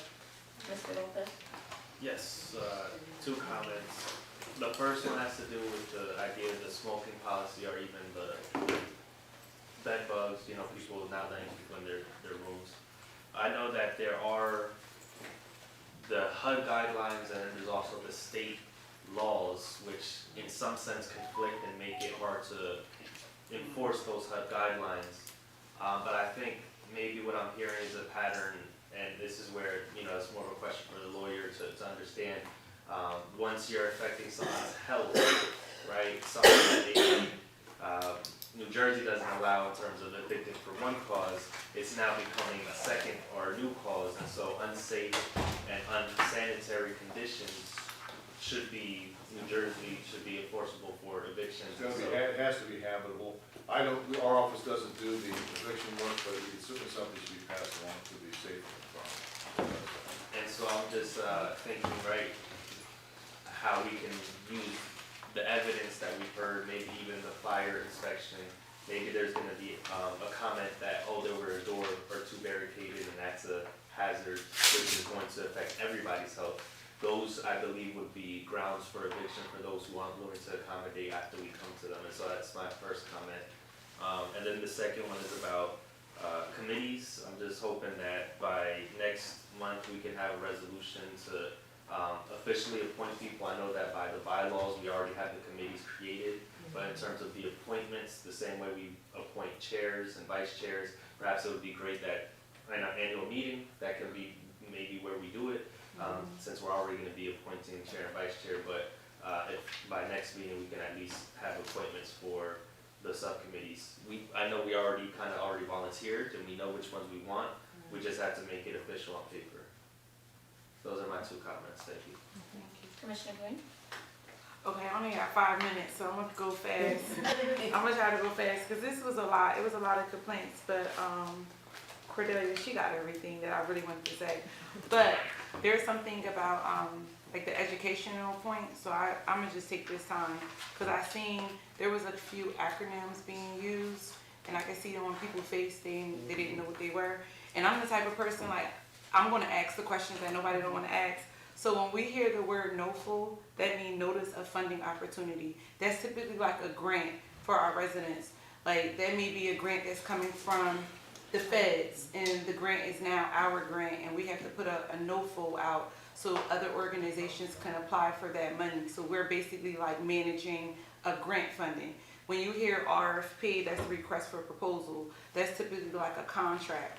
So like maybe in my office, if I have like $300,000 and it's coming directly from Mercer County, I'm going to put an RFP out. So maybe like an organization like Homefront, the YMCA, they'll apply for that funding, and then I'll contract that funding out. But that's so separate from a grant. So a grant, they come with their own consultants. Like, they'll tell me, this is what I want, Tansy, this is what I don't want, versus a contract is like internal house. So it's just important for us to understand what funding we're playing in, because sometimes we don't control the funding. But like with RFP, that's like the snow removal, that's us. But if he's the only person, or that's the only place that applied for the RFP, so that's where we gotta come in as, you know, I always say we gotta be accountable. This is where we gotta be accountable at. So right now, in our community, I'm gonna just be real, we're raising our sons to be basketball players and football players. Reality is, we need to start raising our kids to be contractors, to remove snow. Remember back in the day, we used to pay a little boy $50 to shovel the snow? They don't wanna do that no more. So because they have that attitude that they don't wanna do that anymore, now we're here in 2025 and we only got one person applying for an RFP for funding. Because none of the guys in this community decided to take their money and invest into a snow removal company. So this is why we get in these situations like this, because we can't control, like a RFP has to go out. We can't just say, Christy gonna do it. It has to be fair, because if it's not fair, then we're stepping into a discrimination type of thing. So I just wanted to put that out as an educational piece, because our commissioner always said we gotta try to teach our people. This is where the dilemma comes in at. So like right now, we table the contracting for the snow removal, but do we have another snow removal company? We approved it. Oh, we approved it. So this is what I'm saying. Okay, we approved it. So this is what I'm saying. We tabled the budget. So I just want to put out there, like, we can make everything better, but we also have to start raising our youth. So right now, today, when I go talk to my little nephews, I'm gonna be like, why you don't want to start a snow removal company? Why you don't want to do something like this? Because that's where we're at in our community. It's too many, I don't want to do that. Like my dad raised me to believe that somebody always had to be the janitor. If nobody beats the janitor, then who's going to do the work? So right now, it's good to promote entrepreneurship. It's excellent to promote that. But we got to start opening up our eyes a little bit. Like everybody can't be a nurse. Everybody can't be a lawyer. Somebody has to remove the snow. So I just wanted to say that. And then my second thing is, y'all know I got to just say it. And then my second thing is, the food security thing. Like, I'm very passionate about food security. I did not realize that I lived in a food desert until I was in grad school. Was sitting in class and Dr. Wilson was talking about all these places that don't have access to food. And then I remember that my mom would either go to Wilson's to get our meat in Pennsylvania over there by Funzilla, or she would go down to Willingboro to the produce junction. And we did everything in Pennsylvania. And I'm like, oh my God, I live in a food desert. Trenton is a food desert. So I dedicated my whole 2 years of grad school to fighting food security and focusing on how we could bring access, availability, and affordability to our city. And I realized it's deeper than anything. I'm gonna be real, I just proved racism when I did my research. I ain't proved nothing else. That it was just in Black and brown communities, we lack healthy food. So I wanna definitely help Ms. White with that. Cliff, can you connect her with me? Because I'm thinking that in a food pantry, I don't know if it's true, she left. See, when you a food pantry, everything gotta be right. Everything gotta be right. It may not be that the food expired, but everything just gotta be right. So I just got a few questions to ask her, and I think that we should connect her. Ms. White, can you help me? Can we maybe connect with Mercer Street and Friends? I do it my church, David A. Cox at Calvary. We have Heart Matters. Every Wednesday, I give out food bags, meats, produce. So you getting it from you? Yes, I get it for Josephson Building and Abbott Building. So can I ask where the food come from? Heart Matters, which are my church. They fund my church and they give them bags. He has a pantry on Old Road Street. Or something Old Road Street. So this is what I'm gonna say. You need to connect with Mercer Street Friends. Mercer Street Friends, because they're the ones that got that big food bank. And usually everything that come through them, we don't have to worry about nothing. Because they do everything. Again, it's just more so. Packed up. We get halal meats, we get ground beef, we get fish, we get chicken, we get everything. And another question, did somebody from Housing Authority say that the food was old or something? Oh, I don't know. Okay. Her particular program, but at my, no, Trying to take her out. they don't never say that. Now that Okay, so that's my time. And I just need to talk to Ms. White. I'm gonna help you with the food pantry. Yeah, she gave me her number. Okay. And that's all I have. You know, that's a big piece of the battle, understanding where you are and what's going on. We are definitely in a food desert. One of the things that gets me is the gentleman who could sit in the community room and flick bed bugs off of him. My opinion, he needs to go. Same man. Yeah, I talked about it before. That's what They refuse to do anything. That's And he doesn't like he doesn't like black folks. he doesn't like black folks? He doesn't. He called Rev, we all witnesses of his abuse. We wrote it up, we got put it in the office, and he's still there. He's going around calling the N-word to people. Yeah. It's like he invincible, and he knows it.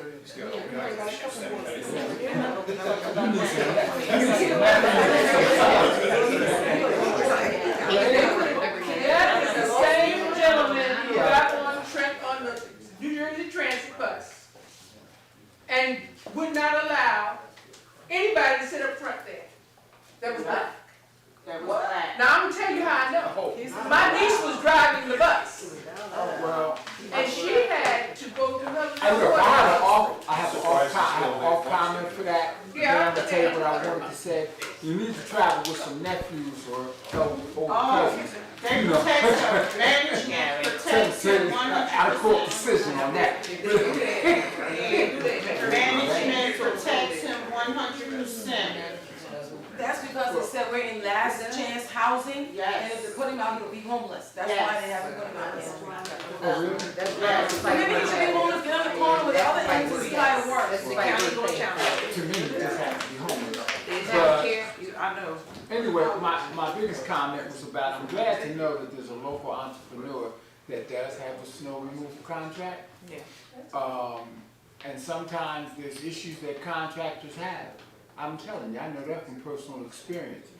I know the contractor personally. He's a very good guy, he's a very conscious guy, and he's like any other contractor. Sometimes you have employees that don't do necessarily what they should do.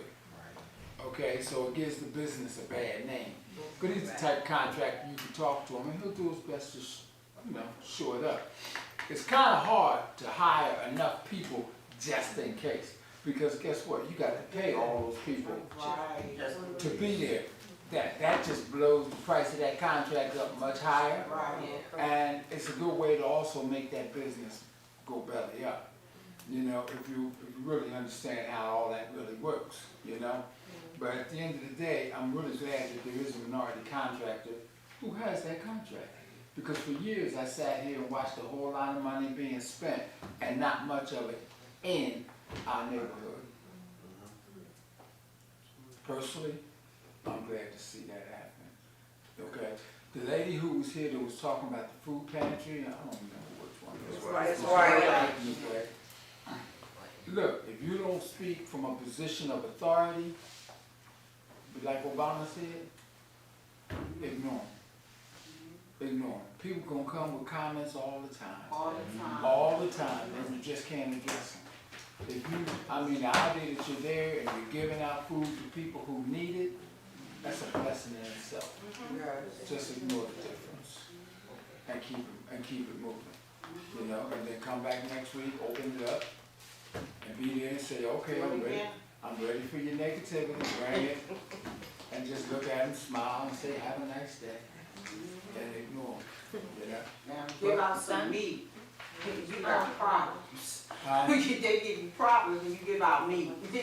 Otherwise, it's smooth sailing. I tell them, quick, help yourself out, don't come here. Don't come here, Okay? Commissioner State, you had something? Wow. My only thing was someone mentioned something about seasonal workers. This is indeed the prime time for seasonal workers. I believe if you put out something where you just needed folks to come, we had a $60 or $100 a day per diem, and put them in places where you really need it done, where a lot of seniors are, and you really need those streets cleaned up because sometimes they have appointments in the morning and things like that. Priority spot. I'm sure you could. I know for a fact you could get seasonal folks in this climate. But they would have to be a company because this is federal dollars. Gotcha. So you just can't pick anybody Right. off the street. Well, I guess in your talks with Job One. Don't get me wrong, I have nothing personal against Job One because when I worked for the College of New Jersey, I worked for the Small Business Development and I helped people start their business and Job One was one of them. So I'm more concerned about the service. Right. I understand that we need to have minorities in there. I'm all for that. But I'm not all for giving you the money and you're not doing the job. I don't care what color you are. I agree with that. If Job One picked up seasonal workers just for the seasonal piece, can they add that to their contract as an amendment to the contract? I'm pretty sure they have seasonal workers.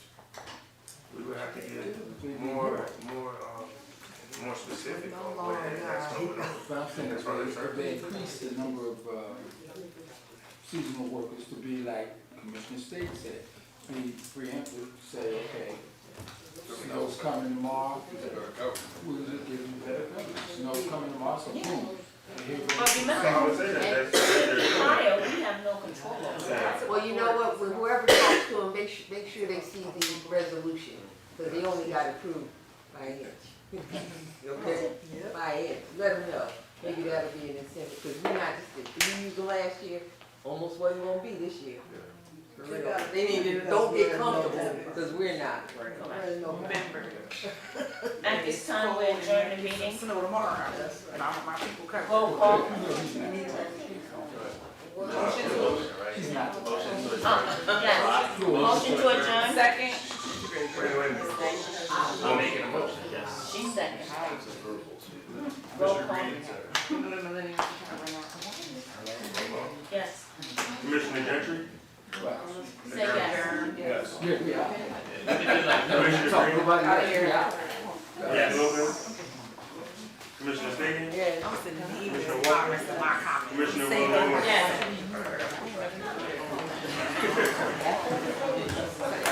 Send an email with my comments. I'm not gonna say it. Why you looking at me like that?